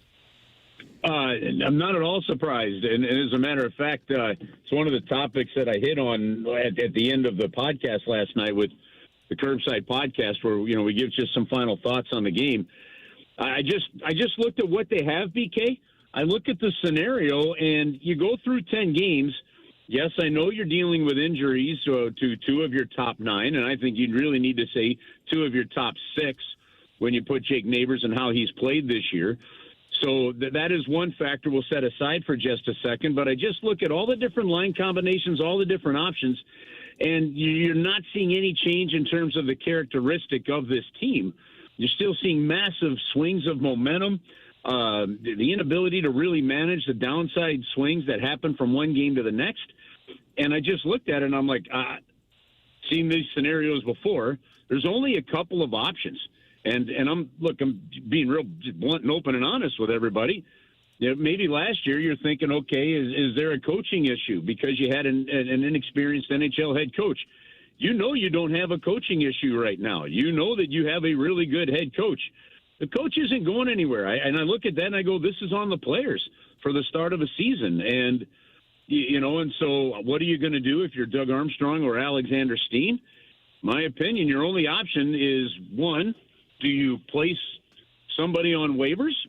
Two, do you call somebody up? And what does that mean? So I just think now when you look at it and you see the fact that Robert Thomas is injured, he's a top centerman, and there's an opportunity here.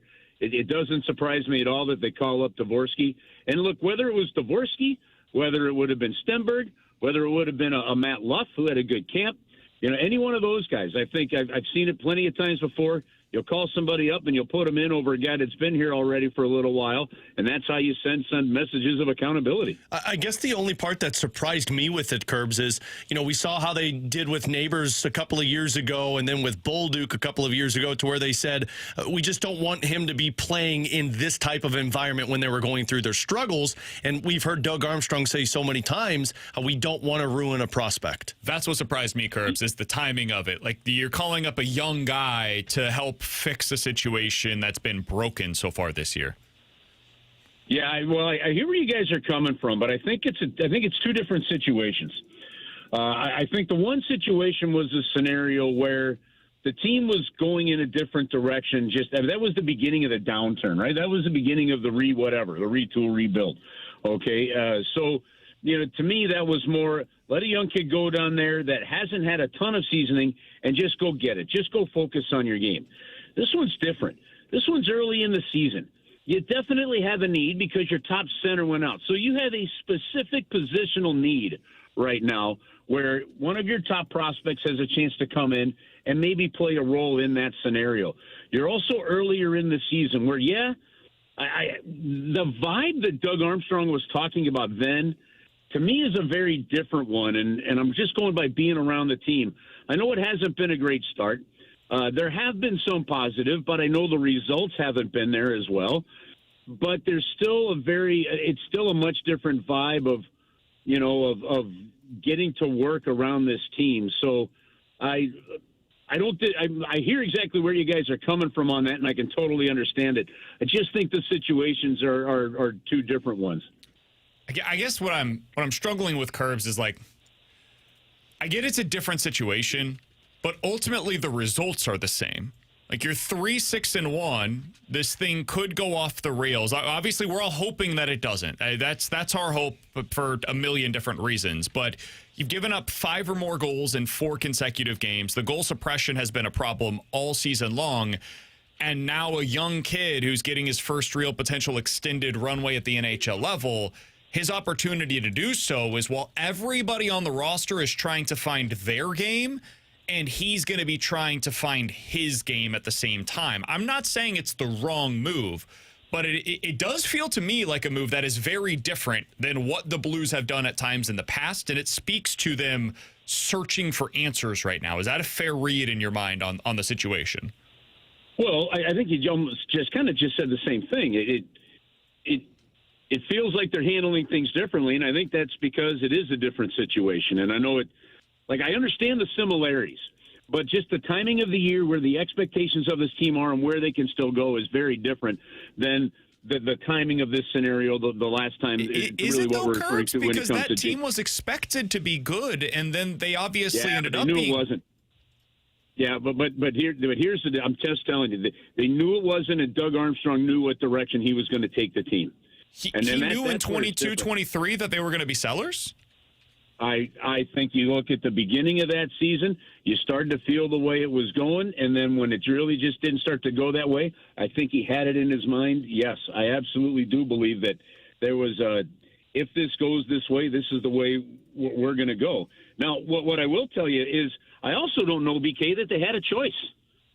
I really don't. Like, what were your other options here? We've already seen just about every possible line combination we could use. And when you go back a couple of games ago and you look at a scenario where you had basically all of your top 6 players, your top 2 line players sprinkled throughout the lineup, you knew that, okay, I've seen coaches do this where this is a way, hey, we're putting everybody out there in this scenario, and this is a go work your butt off kind of game. But that's not how things were going to stay. That's not how things were going to be put. That's not a long-term solution. That's a coach saying, we're going to get a work ethic solution in there. I look at the scenario now. You look at the last few games. You look at the fact that you didn't have enough teammates following the captain into the battle the way he started that game, and that consistency wasn't there. And that, to me, is what are your options? Well, unless you've got a trade on the line right now, and I don't know that they do, but unless you have that on the line, that's one option. Your other option is, do you move somebody out? How do you do that? Well, you either send somebody down to the minors, which they don't really have options on guys except for Mayu, or you put somebody on waivers. And the other option is, if you have the roster room, and you do now because you do have Jake Neighbors on IR, you call somebody up. And in this case, calling somebody up also helps you fill a need. You know, I think there's some guys like Texier, you know, some other guys that have had opportunities to fill in those higher skilled roles over their tenure here, and it hasn't necessarily played out to their advantage. So here's an opportunity for Dvorsky. You can play him in a top six role if you want it. You can give him time on a power play if you want it. And one other quick thought here, just in speaking of sports in general. You know, like, and I'll pull in the card. When fans always go, well, you just got to put in the young guys and see what they can do. Well, there's a flip side to that. We know that young guys need some seasoning. They take some time to learn, and yes, that's going to play a role in this Dvorsky thing too, right? But there were 2,500 games of NHL experience on your defense with Leddy and Suter that are not back, and you're hoping that one of these other guys, you got to somehow give them a chance to get in there, right? You've got a similar scenario. Some of the growth that you had with Bolduc, you use that asset to go ahead and get Mayu. That opens the door for Snuggerud. There's been some great moments, some teaching moments, and this is part of the learning curve, and they're just hoping that they could smooth that out here before it gets too deep into November and the hole becomes insurmountable. Curbs, you mentioned the potential of a trade, and none of us know if that's even on the table. That's in the front office's room. Do you think making a trade would make a difference for this team right now? How do you make a trade? Like, what do you trade? Everybody has no trade clauses. Well, there is the challenge of no trade clauses and stuff like that, and I haven't gone through the whole list to figure out who exactly has what. And I'm not suggesting that you trade this guy, trade that guy, whatever. What I do think, and what I'm most curious about this season, is when you go back to the end of last season, and you know that there's not. Now go look at as much cap space that a lot of teams have now. That maybe in the last few years because of that flat cap they didn't have. But the reality is there may be other teams that are in certain situations too where you're like, okay, do I want to free up some space to bring up somebody from the minors, right? Do I want to make that pivot? Is there a hockey trade because there's another city, you know, that things just aren't working in? And you know what? There's so much pressure on these teams and GMs to get it going. And guys, I looked at this. I mean, you go back over the last 20 years. In the last 20 years, there's only two seasons. You had the COVID season and you had the lockout season where you did not have hockey in the month of October.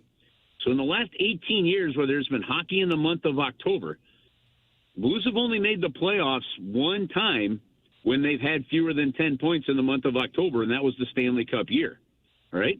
Well, they got a chance to at least get to 9 points with a victory tomorrow in the month of October. And as Jim Montgomery said, every team's going to hit a lull where they're going 3-6-1 in a 10-game scenario. He's right. They hit theirs in October. They got to make sure they don't hit it in November. Chris Kerber is the voice of the Blues. You'll hear him on the call tomorrow night for the Blues versus the Vancouver Canucks. Curbs, we appreciate the time as always, man. I know this is a tough spot. Like, I'm asking questions that are not exactly the most fun thing to answer right now. So we always appreciate you giving us your perspective. We'll talk with you again next week, man. Guys, it ain't tough. It's sports, and it's fun debate. In the end, things will be just fine. Right. I really still do believe that. We'll be all right. And we're all friends here, Curbs, except me and BK. That's right. It's the candy store of what we're doing here. This stuff is a hell of a lot less important than some of the other things going on in the world. Curbs, appreciate the time, man.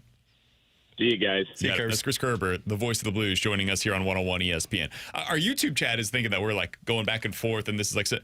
Listen, me and Curbs are saying very similar things and coming to different conclusions, ultimately. When I'm like... We have the same thought process on why this move was made, I think, after hearing what his perspective is on it. The difference is what we make of it. Yeah. What I make of it is it feels panicked. It feels like we have no other alternative. And now he mentioned, hey, this is a guy that can potentially fill into the top 6. Dude, that's the opposite of what this team does. They never put these young guys into those top 6 roles outside of basically Jimmy Snuggerud, who appeared to be ready the moment that he got to the NHL level. Yeah. But I remember Jamie talking about this when Snuggie was coming up to the NHL level at the end of last season, where he's like, hey, this guy's going to play like 3rd or 4th line minutes. Yeah. Let's be real. And so the idea of Dalibor Dvorsky, who couldn't make the team out of camp, was close, couldn't make the team out of camp, is now ready and prepared to be a top 6 player for the Blues while they're trying to dig themselves out of a hole. I don't. Nobody wanted this. Nobody was prepared for this. Nobody expected this. I know he's been playing better. We had his coach on earlier. We'll have the broadcaster for the Springfield Thunderbirds coming up here in about 30 minutes to talk more about Dvorsky's game. I don't buy the fact that he suddenly is ready for top 6 minutes at the NHL level. Yeah. When he wasn't ready to be on the roster 3 weeks ago. Yeah. And you're right. It's different because the Blues don't do this, but I think this isn't so much he's ready as it's circumstantially, let's see if you're ready. I get it. Because I get it. I understand why they're doing it. Yeah.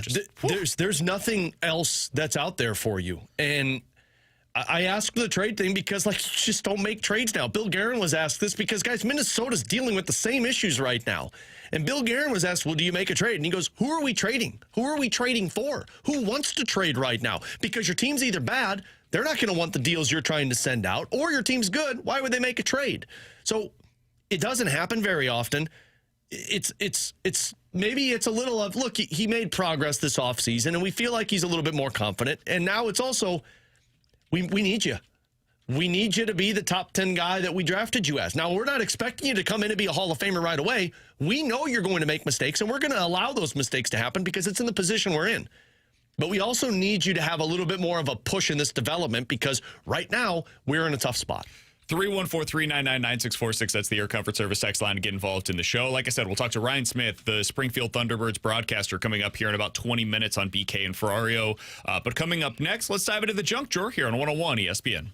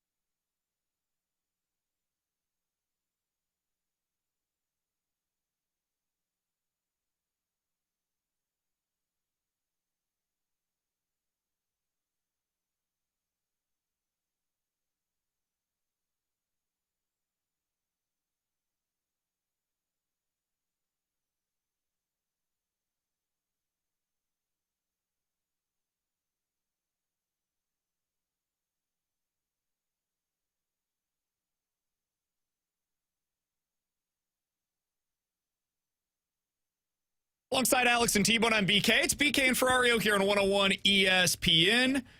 Alex, I promise you this is not a political conversation. Nope, I'm out. I'm out. Let me come up with something for you. Yeah, I was going to say, here, do you want me to talk about what happened with my daughter today? We can talk about that. Makes me sound like a bad parent, but we can talk about that. There's a furloughed IRS lawyer. I don't know if you've heard, but the government is shut down right now. He says he's living out his dream of being a hot dog vendor. He's taken up a new role while he's on furlough, and he's decided my short-term job is going to be I'm a hot dog vendor. Can't pay well. A hot dog and a drink runs $10 to $17. Bag of chips can be tossed in if you buy 2 dogs at his hot dog vendor. If you were in one of these shoes, one of these situations, he's in D.C., what would you want to do? If you just had a short term, I got to go do something. Are you volunteering somewhere? Are you going and getting some of this kind of work? Like, what are you trying to do? That's so hard to answer because, like, my first thought is like to go hot dog vendor. No, Sorry, God no. Like, I would want to go be a cook somewhere, but I'd also want to go like volunteer my time at an animal shelter or something. But I also have 3 little kids, and so like you know, at home. Yeah, I can't be like, oh, I'm gonna go volunteer my time. Sorry, people need food in my house. Honestly, I don't know. Like, if I had to do something, it probably would be like go work at an animal shelter or something like that, help out on that side of it. But I've talked about it before in the show. I love to cook now. Like, I am big into it. I'd go try and find like a cooking job somewhere, like I can't be a chef because I don't have any experience there. But like at Chipotle or something. Just no. There's a little bit more cooking. Not saying anything for the Chipotle, but I'd want to go in there and like actually cook in the kitchen somewhere. That would feels like probably there's a be lot of training that would go into something like that. Now, I don't want to make any statements on the government shutdown, but my hope is that it's not going to take that long. No, there's training like on 6 months here. There's training on hot dogs too. Yeah, make sure you get the right dog. You got to get the right dog, man. I did it at the old soda shop. You put like this little cube thing in boiling water and gives it a little hot doggy flavor. Cubed thing. I don't remember what it was, like a meat. I don't know, like it gave it like a little bit of meat flavor to the water. See, there's training that should be involved with this. He's putting cubes into meat water. One day, like I was giving out hot dogs left and right. Bartending is another one that I've always wanted to do. Bartending would be great. Yeah. See, I was thinking training for that too. I had a buddy that did that, and he loved it. I was thinking the first 2 that popped into my mind. Like talking to people enough. Yeah. That'd be a problem for you. For that. I see, that's the narrative on me. It's not that I don't like talking to people. There's a time and space to talking to people. You wear headphones at I was going to say the grocery store. It's a narrative. You know why it's a narrative? Because it's true. No, it's not true. People have seen me out and about before. I put headphones on in a grocery store because I got to do stuff fast. I got an hour to get these groceries done. You can do that without your headphones on. No, you can't stop if somebody wants to talk to you, and I'm not going to be a See, this is the thing, you're avoiding talking to someone because you have the headphones on. Because I've got stuff to do. If I got time, I'll take the headphones out. Hey, Alex. What? You piss me off. It's okay, man. You don't like talking to people. You can admit it. No, you don't. You can admit It's it. all right. I do. Like, see, the 2 jobs that I was thinking was be an usher at like a Busch Stadium or at like Enterprise. I thought you meant like at a church or a funeral home. No. That's a weird thing to want to do. Like, because then I'd be at the sporting events. Usher at weddings. Psycho. The other one I thought about, but this would take training as well, is being like a blackjack dealer, working at a casino. But that would take some training. That would take some time. I would just move down to like Florida or something. You know those I don't have money like you do. Kiosk things that you could do. I just work at one of those for however long. Occasionally I'll go out and take them out, make sure they run properly, all that. Yeah, there you Test go. them up. Work at a jet ski kiosk.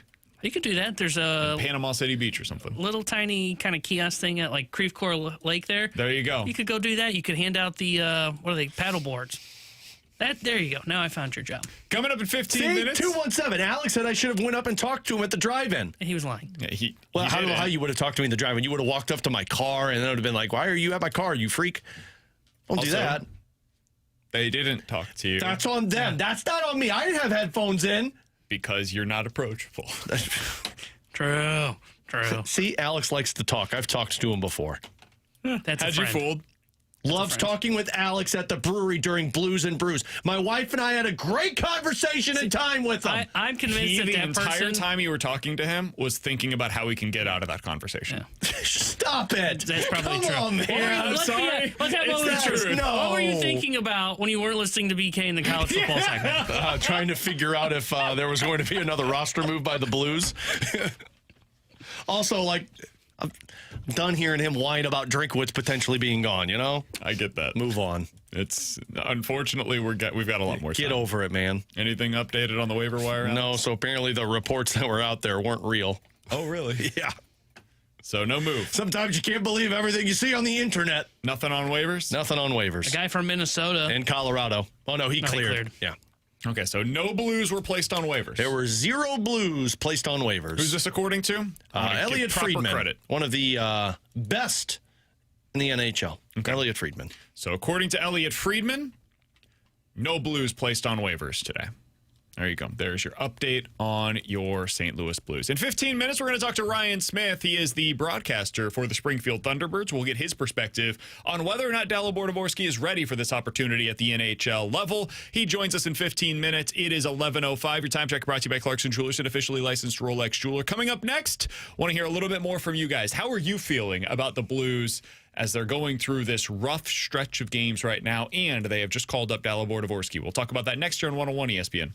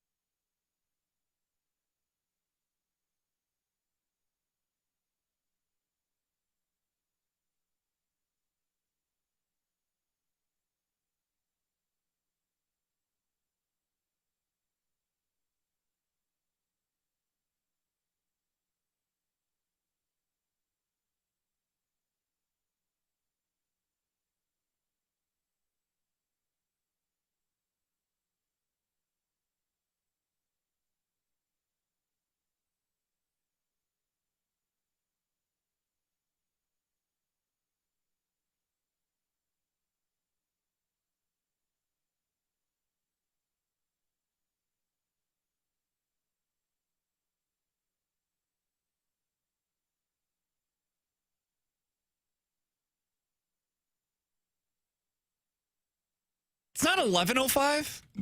Are you good? What time dog? is it? Are you good, dog? Hopefully 1:10. Yeah, I was gonna say. Hopefully we're almost done with this show today.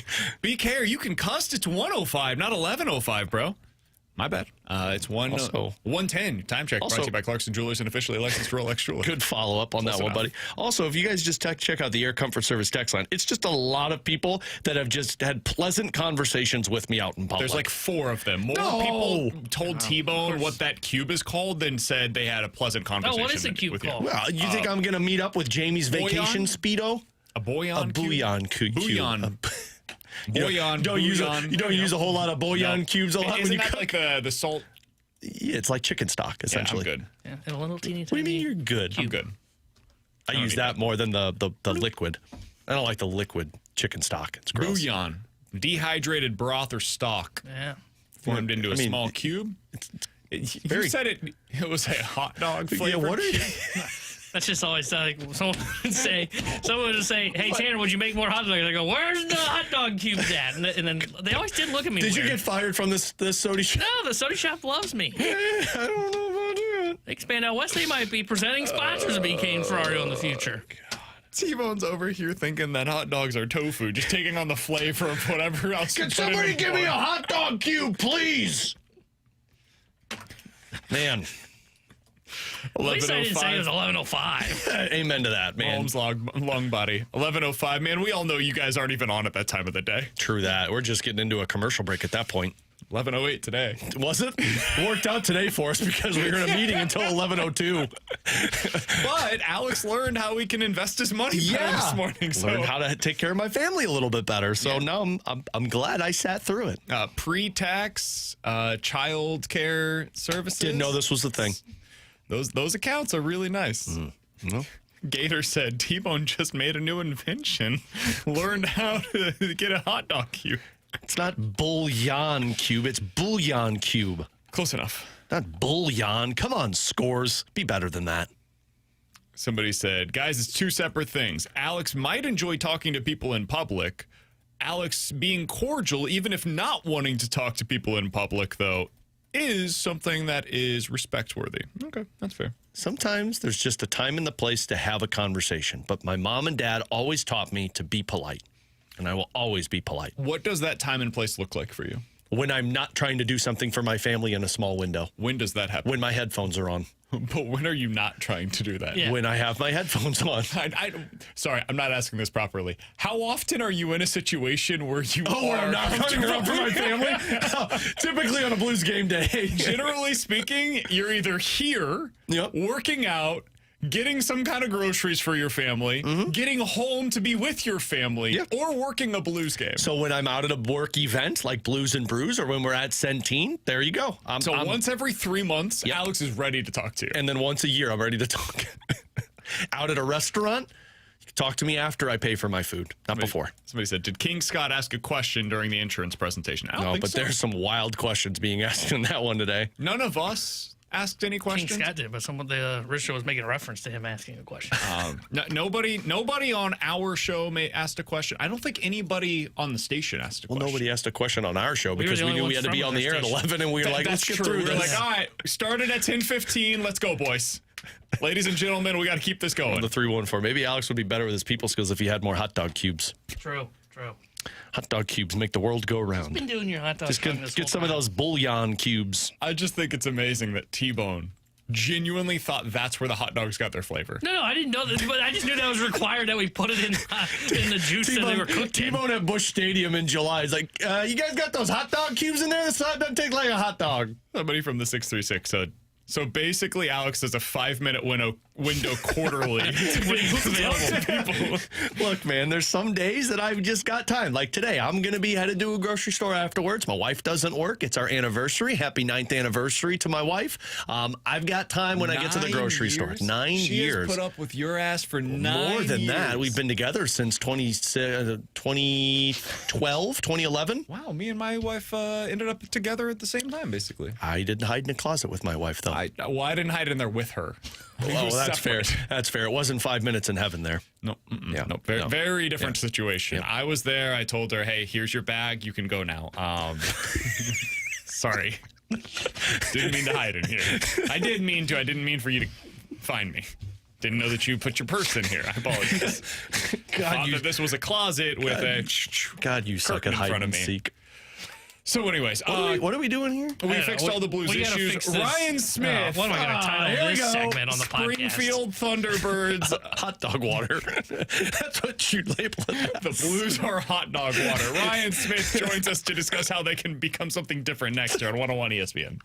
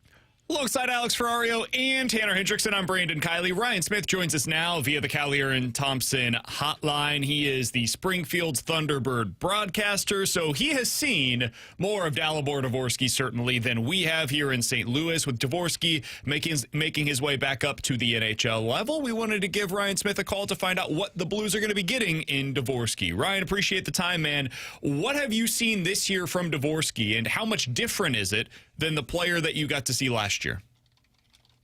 Well, thanks for having me, guys. And with Devo, I think it's kind of been more of the same, and all in a good way for him. As you guys have seen plainly in St. Louis and down here in Springfield, it's been a bit of tough sledding to start the season, which is not altogether uncommon in a situation like this. And it's not the first time a team with pretty high expectations at both the NHL and AHL levels going through some growing pains at the start of the year. I always say these 6 or 7 game stretches of tough results, they always seem so much worse when they happen right at the start of the season. But I think the good news for Blues fans and the good news for people excited about Dvorsky is that even despite the troubles that Springfield has had from a win and loss perspective, it certainly has not been for a lack of his efforts. He's been extra noticeable. Power play is where he really shines, and I'll be very interested to see how he slots in immediately. I know Monty said earlier today that the thought was Dvorsky is going to be slotted into the power play, and down at the American League level, he really cooked on the power play last year, had 10 power play goals as a 19-year-old rookie, and by the end of the season, opposing penalty kills were pretty much orchestrated in a way to try to keep him from getting his shot from his office, which is right off the outside of the right wing circle. It's just sort of become his office. His release is so good from a one-time perspective. It's on and off his blade in an instant. It's an NHL caliber release. It's an NHL caliber precise shot. And even with teams knowing it's coming, he has still found ways to get himself into open space and found ways to make himself an available offensive option. And down here in Springfield, he has been, through the first 6 games of this season, by far the Tiber's most consistent player, really in all situations as well. And I think a lot of that probably can be attributed to the fact that he's gotten to play a bunch with Juraj Pekarčík, his fellow Slovak, who he's played with on the international stage. And he and Pekarčík have been, for my money, the 2 best players down here in Springfield, certainly out of the skaters over the first half dozen games. Ryan, as the growth for him continues, obviously Blues fans hone in on him being a centerman.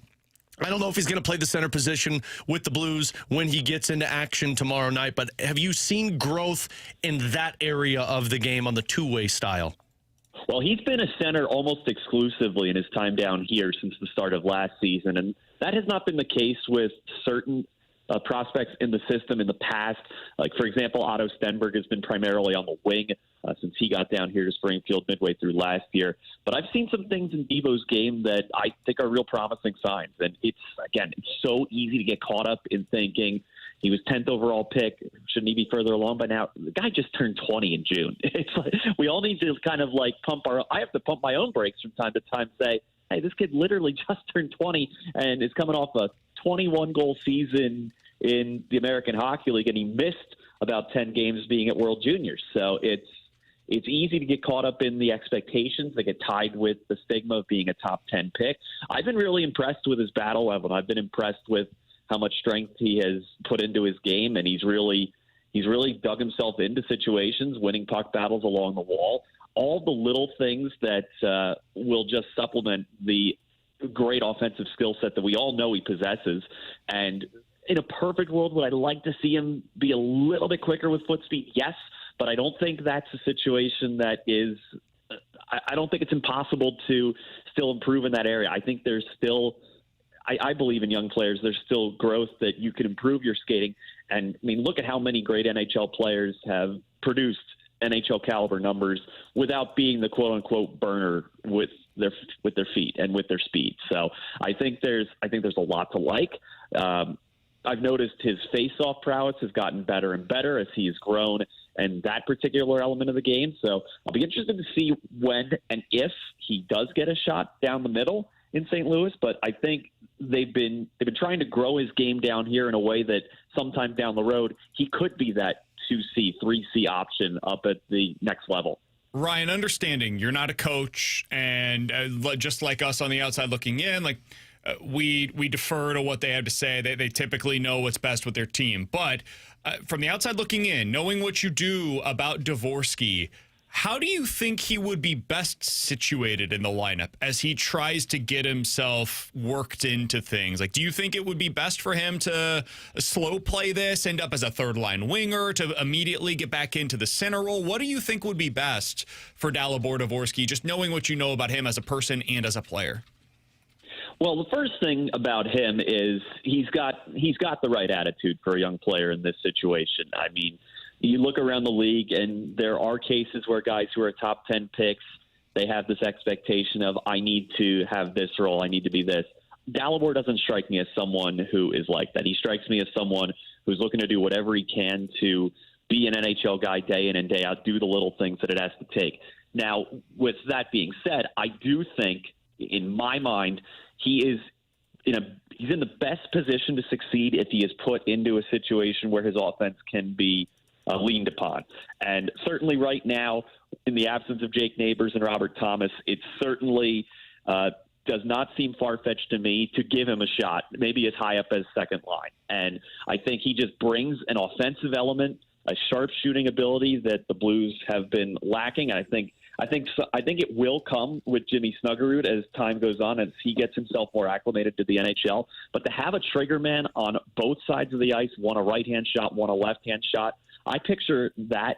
And I mean, again, I like you said, I'm the furthest thing from a coach, and no one in their right mind should take my opinion as coaching expertise by any stretch. But I picture something like, could you imagine having Jimmy Snuggerud off the left wing circle and Dalibor Dvorsky off the right wing circle? I think that just opens up options. I think you have to, as a PK in that instance, you got to start making a decision of who do we clue in on more, and maybe it opens up opportunities for whichever guy they're not pulling their coverage to on that particular side of the ice. Now, are there a lot more little details that go into that? Of course, but I think you lean on these players to be in a situation where they can excel in their best skill set, and in Dalibor's case, it is without question his ability to put the puck in the net and his vision. Ryan, I got one more question for you, and I know these players are different. Growth for individuals is not the same, but we've had the conversation in the past of another former 10th overall pick that you got to see when he was with the Thunderbirds organization, and that was Owen Tippett. Different position. He was a winger versus Dvorsky being a centerman, but in terms of those players, how do you see similarities in the development of where they're at as a 20-year-old and then once they got to the NHL, where they went from there? Yeah, it's such an interesting comparable, and Owen Tippett's situation is all the more strange when you consider that the COVID pandemic kind of screwed up with his timetable a little bit, and then, of course, he was involved in the trade with Philadelphia for Claude Giroux, and I think looking back on it, I think neither team was really upset with how that went. Florida kind of set the stage and put the pieces in place to start building their championship caliber team, and the Flyers now have a guy locked up who can be a consistent 30, 40 goal scorer. With Dvorsky, again, we're obviously talking about different styles of player. Owen Tippett is more of a speed winger up and down the ice, shooting off the rush, whereas Dvorsky, I think he's best situated to be an in-zone offensive player, really can work a cycle game well, gets himself into areas on the ice where he doesn't need a lot of space to get his shot away. And everyone talks about Dvorsky's release, his shot. I've already mentioned it ad nauseum just in this segment alone. But his vision and his hockey IQ, I think it's so much better than what people give him credit for. You're immediately drawn to the shot, you're drawn to the playmaking, you're drawn to the release. But I think there's a lot more there with Dalibor that I think he's still scratching the surface, quite frankly. So I'm excited to see what this opportunity brings for him. I think this is an opportunity in the absence of two top six players to really give him that great chance to really show himself, make that statement. And as much as we in Springfield probably don't want to, fans of Springfield probably don't want to hear me say this, but I'd love to see this be the situation where he finds himself at the next level, and we don't ever see him back here in Western Mass because he's got the talent, he's got the ability, he's got the belief in himself. So now it's a matter of putting it all together and showcasing what he's done for really his entire career in juniors up until this point. Ryan Smith is the broadcaster for the Springfield Thunderbirds. He's seen a heck of a lot of Dalibor Dvorsky over the last couple of years. We appreciate him sharing his expertise with us here on BK and Ferrario today. You can give Ryan a follow on Twitter at Ryan Smith Hockey. Hey, Ryan, thanks so much for hopping on with us, man. I know it's a big day for the Springfield Thunderbirds with one of their players getting the call up. Thanks for sharing some of your perspective. Absolutely. These are the days we love. You love to see it. That's Ryan Smith. Appreciate his time joining us here on BK and Ferrario, giving us a little bit more information on what we can expect out of Dvorsky. Alex, this feels like hey, he's going to bring offense. Yeah. The hope is that he can bring something, the scoring punch, a scoring element that they have been lacking. I think on the power play, that's huge. Oh, yeah. Power play, you're going to see a real impact because my guess is they're going to say, look, we want you to do nothing other than shoot the puck. Just stand there and shoot. Somebody asked on the podcast earlier today, they said, what's wrong with this power play? Is it the coach? Is it the players? It's never the coach. Steve Ott is not in the meetings with these players saying, you know what you guys should do? You should pass the puck more. He's telling them to shoot. They're too predictable. You don't have a one-time shot, so the goalie knows that it's going to get passed, and somebody, when they get the puck, is going to have to dust it off and shoot it. I've seen the goals that Dvorsky is scoring in the minor leagues. There's no dusting it off. It's stick, back of the net. So that's where he's really good. That's where he'll play the wing. He will be the wing on a power play. And then at 5-on-5, this is the part I just don't know. I don't know if they want to use this and say, like, let's let him figure it out. He's going to have to deal with these growing pains. Or do you slow play it, let him take a couple of faceoffs, but have a centerman on his wing or him be the wing with a centerman and you rotate. Blues back in action tomorrow. Blues versus the Canucks. Alex will have your pregame coverage right here on your home of the Blues tomorrow at 6 o'clock. Puck drop for that one tomorrow at 7. We will see Dalibor Dvorsky back in the lineup. He's expected to be on the power play unit as well for the St. Louis Blues. If you missed any of our conversation with Ryan Smith, with Chris Kerber, or with the Springfield Thunderbirds head coach Steve Konowalchuk, you can find all of that over on the podcast feed, 101ESPN.com. The free 101ESPN app is where you go to find it. That podcast is sponsored by Shaver Door Company. Coming up next, let's talk World Series. We haven't done so yet because of all this Blues news that we've gotten into today, and we had to talk about hot dog water. So let's talk about what we saw last night between the Blue Jays and the Dodgers. I didn't see that one coming. We'll talk about it next year on 101 ESPN.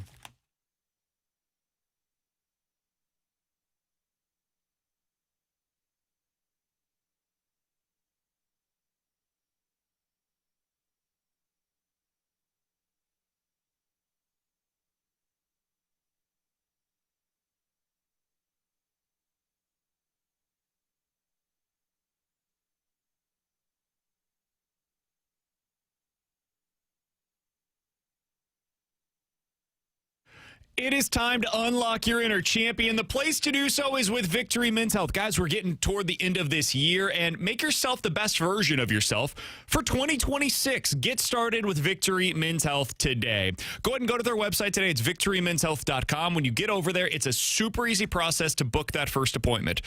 Click on Book Now, put in your name, email, phone number, tell them BK with 101 ESPN sent you, and then tell them what it means for you to unlock your inner champion. For some, that's erectile dysfunction that you've got to get help with. For others, maybe it's weight loss goals that you're trying to meet, or maybe most common, low testosterone symptoms that you're trying to get worked out. If you want to go over there, they can check those levels for you. They did this for me. They can do the same thing for you. Find out where you're at. There's a healthy range for adult men, and if you're on the lower levels of that healthy range, or if you're even below that, they can help get you boosted back up to the top end of that healthy range for adult men. It's all available for you today. They'll unlock your inner champion at Victory Men's Health and victorymenshealth.com.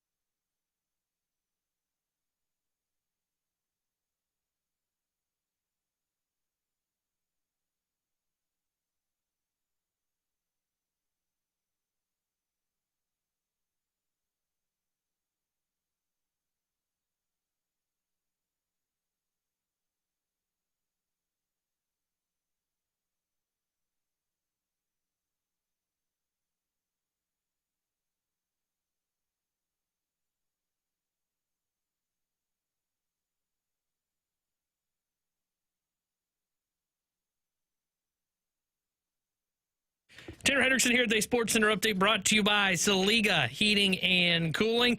Blues fell to the Detroit Red Wings last night 5-2, and earlier today they recalled prospect Dalibor Dvorsky from the Springfield Thunderbirds. Blues will be back in action coming up here tomorrow night as they will be taking on the Vancouver Canucks. We'll have pregame coverage tomorrow starting at 6 o'clock with Alex Ferrario. Puck drop at 7 o'clock with Chris Kerber and Joey Vitale.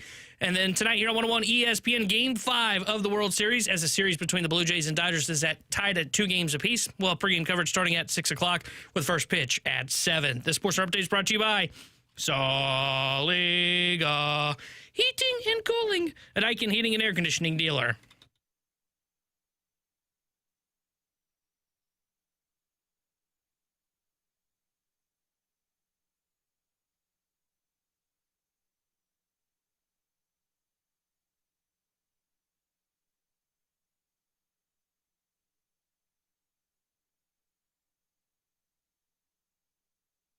Alongside Alex and T-Bone, I'm BK. Big win for the Toronto Blue Jays, as some, just not me, predicted last night. Blue Jays win 6-2 in Game 4 of the World Series, tie this thing at 2 games apiece, guaranteeing, T-Bone, that this will get back to Toronto at a minimum. I didn't see it coming because, man, that Game 3 loss was so devastating for them. The way that it all went down, the fact that you had the Dodgers on the ropes. And you couldn't kill them. And when you have this kind of a team in that situation, you've got to take advantage. Otherwise, the champions are the champions for a reason. They've got more talent. They've got better pitching, in my opinion. Eventually, that's going to be too much to overcome. But it wasn't last night. Shohei pitched well. He had a good game overall. Just wasn't enough. The Blue Jays offense was able to produce in a way that 7th inning, they pulled away from them. Vlad had the big hit. 7th inning, they pull away. Blue Jays win 6-2. Has it changed your opinion on where this thing is headed? Do you feel better about the Blue Jays now? Well, first of all, I won't be a fraud and act like I saw this. I was dealing with my own ish last night at this time, but I did see that Blue Jays just got out in front and never surrendered. It does change my opinion. I mean, first of all, I was the one that said this was over in 4 or 5, so they've already surpassed what my expectations were. I said 3, so they've already made it really further. Impressive. Easy over there, Bob Nightingale. But anyway, this to me had the reverse effect. I thought the Blue Jays were going to be a dead group after losing in 18 innings because, man, that's devastating. What if that's the dead group to the Dodgers? What if that's the Dodgers having that as the ultimate high of, hey, we just won in 18 innings. We are unstoppable. And the Blue Jays look at this being like, there's no other way but up from here because this is about as low as it feels to get that deep into a game, use that much of our arms in the bullpen, and still lose. So, yeah, I mean, this goes back to Toronto. My guess is they're going to have that home excitement when they get there, and you're going to see a Game 7. And as we know, in Game 7s, any freaking thing can happen. So, yeah, it does change my opinion. I didn't think the Blue Jays could sniff an opportunity to win the World Series. And now I think that might be the Dodgers' backs against the wall. Yeah, I feel better about the Blue Jays. I'm having a tough time knowing who I really think is going to end up winning this now because of what Toronto's doing. Because when you go up against Ohtani, yes, Ohtani was good last night. I felt like his stuff was off a little bit. And just by being off a little bit, most teams still can't come through, right? And we've seen that with the Dodgers. The players are great, and when they don't have their good stuff, they're still great. And the Blue Jays took advantage of it. I mean, Vlad hit a sweeper that was left up in the zone, crushed it, and now all momentum was on their side. And then the bullpen, which was the biggest question mark for the Dodgers. Can you get to the bullpen? And when you get to the bullpen, can you take advantage of it? Outstanding the 18-inning game where there was just some unbelievable pitching in that contest. The Dodgers bullpen still has not held up well against the Toronto Blue Jays, and they took advantage of it, pulled away last night because of that bullpen not having its good stuff. Toronto feels like the team that we're not going to count, oh, yeah, no, it's still going to be Dodgers in 6, and then the Blue Jays will maybe lose tonight, and then they win Game 6. I think the Blue Jays are the team I'm leaning on saying, okay, I don't feel confident in my answer. I do think they might get this in 7 games. We have just, and I will specify, I have just underrated this Blue Jays lineup at every turn. I mean, you go up and down their lineup, Alex. This is batting average. I know I'm not the biggest average guy in the world, but when it looks like this, it does matter at least a little bit because it signifies that your on base is also really high. What's their woe bacon, though? Lucas average on the postseason, 310. Guerrero, 420. Bichette, 365. I understand that's an incredibly small sample size.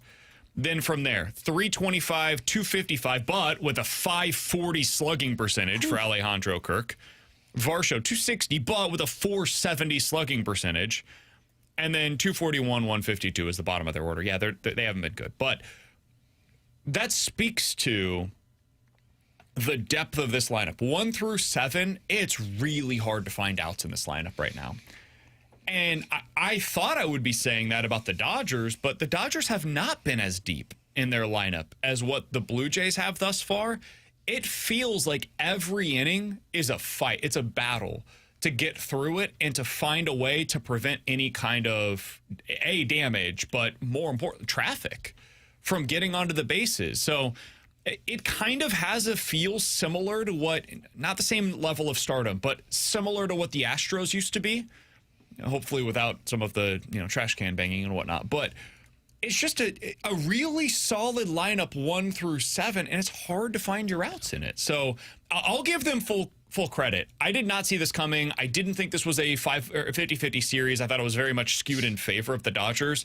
The Blue Jays have been better all postseason than I expected them to be, and that trend has continued in the World Series. They don't know when they're supposed to die. They didn't know in the DS, they didn't know in the CS, and they don't know now in the World Series. They don't care. Everybody else is leaving them for dead. They were down 2-0 against Seattle. They got down against the New York Yankees. Like, every turn, they get down, and then they find a way to come back. It is such a credit to that team and to that management and to everybody involved that they still find themselves in this thing. And I thought for sure last night that you would really feel that impact when Springer left the lineup. Springer didn't play last night at all, period. Yeah. Wasn't in the starting lineup. They were kind of flirting with the idea of pinch hitting for him. If I'm being honest, I think that was a bluff more than anything. And it didn't matter. They didn't lose a step. And you brought up the Dodgers, for example. I know the Dodgers have the names, right? Like Betts is a big name. Betts has not done a whole lot. He's got the average 250. His OPS is at 688. Like, I think they need to move him down. He's been more what he was during the regular season. Yeah. Will Smith has not been very good so far this year. Again, average is there, but it's only a 698 OPS. The only guys that you really fear right now in the Dodgers lineup, Ohtani, that's why they walked him 4 times, Freddie Freeman, and Teoscar Hernandez. That's the end of the list. Now, a couple guys have come up with some big hits or a couple of big plays. Like, Edmund made a couple good defensive plays. But their lineup is not what I thought it was going to be. I thought it'd be, oh, man, it's not just like, wow, this is going to be a battle 1 through 6. It is a fight against superstars 1 through 6, and that hasn't been the case for them. They're just not slugging. The Dodgers aren't slugging. And you've said a million times, T-Bone, it's about slug, baby, slug when you get to this point in the year. Now, Shohei is. They've got a few guys that are just having such... Ohtani Freeman. Yeah, I was going to say Ohtani is. Unbelievable postseasons that it's making up for the lack of slug that's coming from elsewhere. But overall, the better slugging lineup so far, the entire postseason and continuing on into this series, has been the Toronto Blue Jays. And that is not what I anticipated going into this series. And now you've got Yusevich back on the mound. Like, the last 2 games are where the Blue Jays should have had a severe disadvantage on the pitching side of things. That changes a little bit now. I think Snell's better, but it's not this massive... I still think advantage. You can hit Snell. I mean, Glasnow had been better, it felt, this postseason, and they found a way to get to Glasnow. And if you can get to Glasnow, I think you can get to Snell. I agree. This is a really interesting series now. This is the easier portion of their rotation versus what they just dealt with Glasnow and Ohtani. No, I disagree with that. This is the toughest part. I think it's a really tough part of their rotation. What I'm saying, though, is that the Blue Jays now have their better starters on the mound. What they had in game 3 and 4, those are the guys that I don't trust as much. I don't trust Scherzer and Bieber as much as I trust Yusevich and Gossman. Those 2 are supposed to be the dudes for the Blue Jays. When they're on the mound, you got to win. Those are the games you've got to take advantage of. So, hey, man, it's anybody's series now. And I would still pick the Dodgers because I leaned that way coming into this thing, but I looked silly with how much confidence I had in that pick. And it's made for a much more compelling matchup than I was expecting going in. It's been a lot of fun to watch. The games individually have been fun, and the series overall has been fun. We've had a lot of series where the series is good, but, man, you watch the individual games, and none of them are all that compelling. That was the Mariners-Blue Jays CS. This has been great. This has been great, especially the last couple of games. All right, with Alex and T-Bone, I'm BK. Coming up next, The Rewind here on 101 ESPN.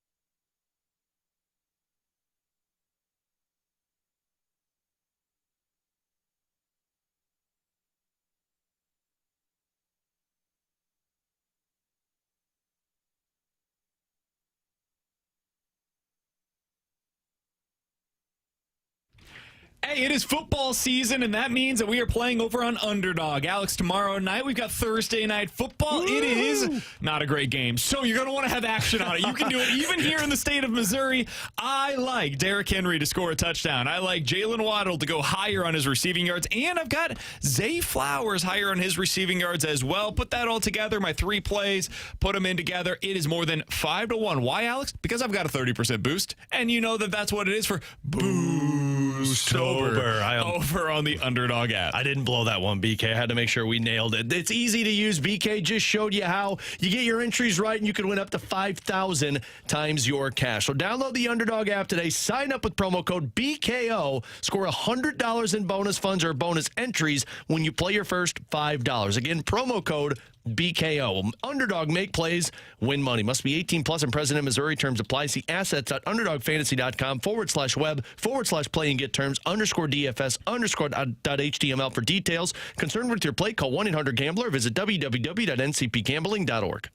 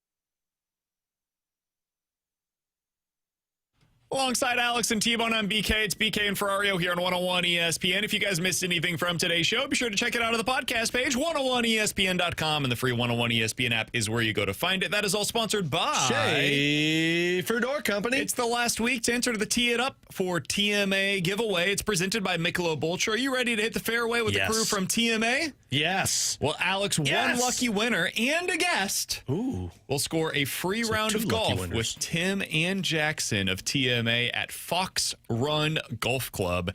It is your chance to hang out and enjoy a laid-back round with Tim and Jackson. Alex, how are rounds with you? Are they laid back? They are the opposite of what laid back would be. I don't know what you would call that, but it's not. Pickle shots and golf clubs that are getting broken over his leg. And a lot of yelling.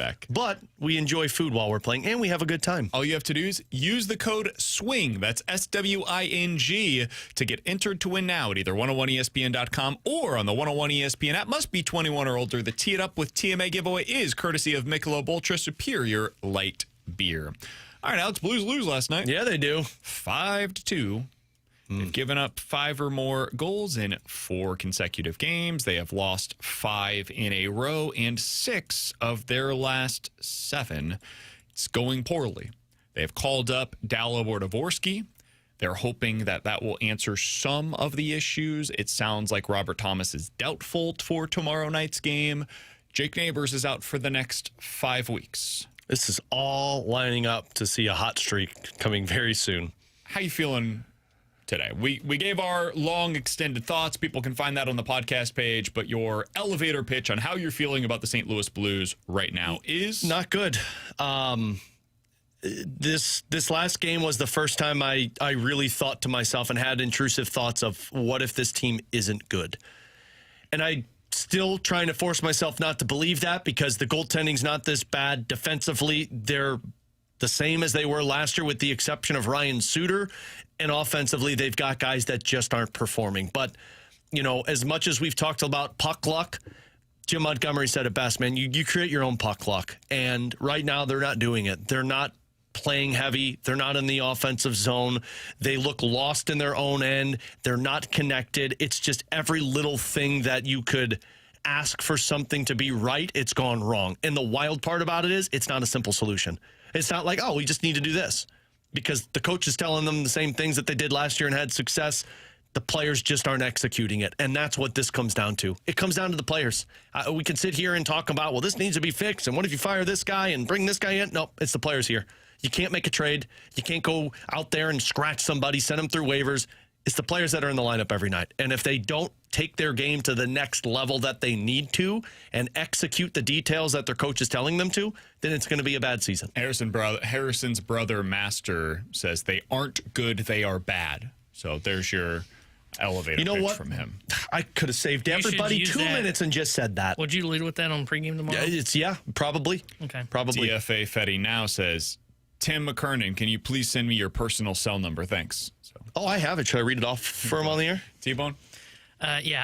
My scale of worriness 1 to 10 is about what it was yesterday when we talked about the neighbors news, which is like 7 or 8 right now for this team, because I just don't know how much reinforcement's really coming with Dalibor Dvorsky. And that's not a shot at the kid. I mean, it's asking a lot. I think BK's right.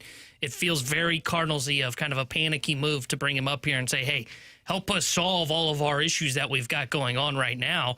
Do I think that their goaltending will get better? Yes. Will their defense and offensive ability get better? I don't know. I don't know. And it's hard for me to look at this team and say, yeah, you are going to figure this out because, yes, this is most of the team that returned from last year. And, yes, this is the same coach. But I also know in the back of my mind that intrusive thought that said they needed to fire a coach the last 2 years to really turn things on, to make things interesting. Last year they got in. The year they fired Berube, they made it close and nearly got in. That's not coming this year. They're not firing Jim Montgomery, and I'm not calling for that. And I don't know if without that kind of a move that kind of provides that spark, I don't know where they find that internal spark. This goes before Berube. They had this issue with Mike Yeo. It's why they had to fire Mike Yeo and bring in Craig Berube. So I to not be negative for this entire 3-hour show, I will say I really enjoyed the way Jim Montgomery framed it last night. Look, we went 3-6-1 in our first 10 games. If we go 6-3-1 in our next 10, we're 500. We're going to go 8-2 at some point. It's just a matter of how fast do you get there. Everybody, the Utah Mammoth are going to have a 3-6-1 stretch of 10 games. Yeah. You just can't have multiple 3-6-1 stretches in 10 games. So that's my thing. I'm not panicked about the Blues. I am concerned about the Blues. It's a really good way of saying it. I'm worried. And the reason why is because my intrusive thought, Alex, we can maybe talk about this a little bit tomorrow. My intrusive thought is this.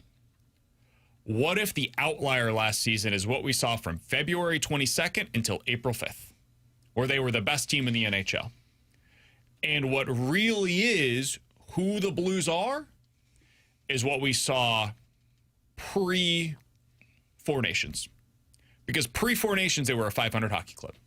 Pre-Four Nations, they Under were Montgomery, or are you doing it with Bannister and overall, Montgomery?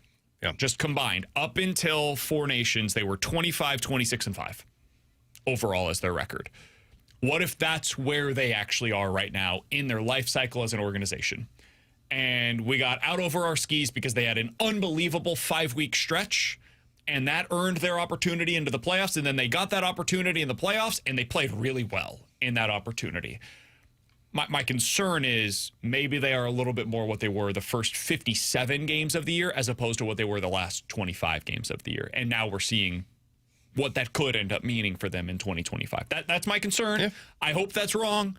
Tomorrow we can talk about it a little bit more. I'm curious where you guys fall on that. He's Alex Ferrario. That's Tanner Hendrickson. I'm Brandon Kiley. The Fast Lane's going to get to talk about this coming up from 2 to 6. We'll talk to you guys tomorrow at 11 a.m. here on 101 ESPN.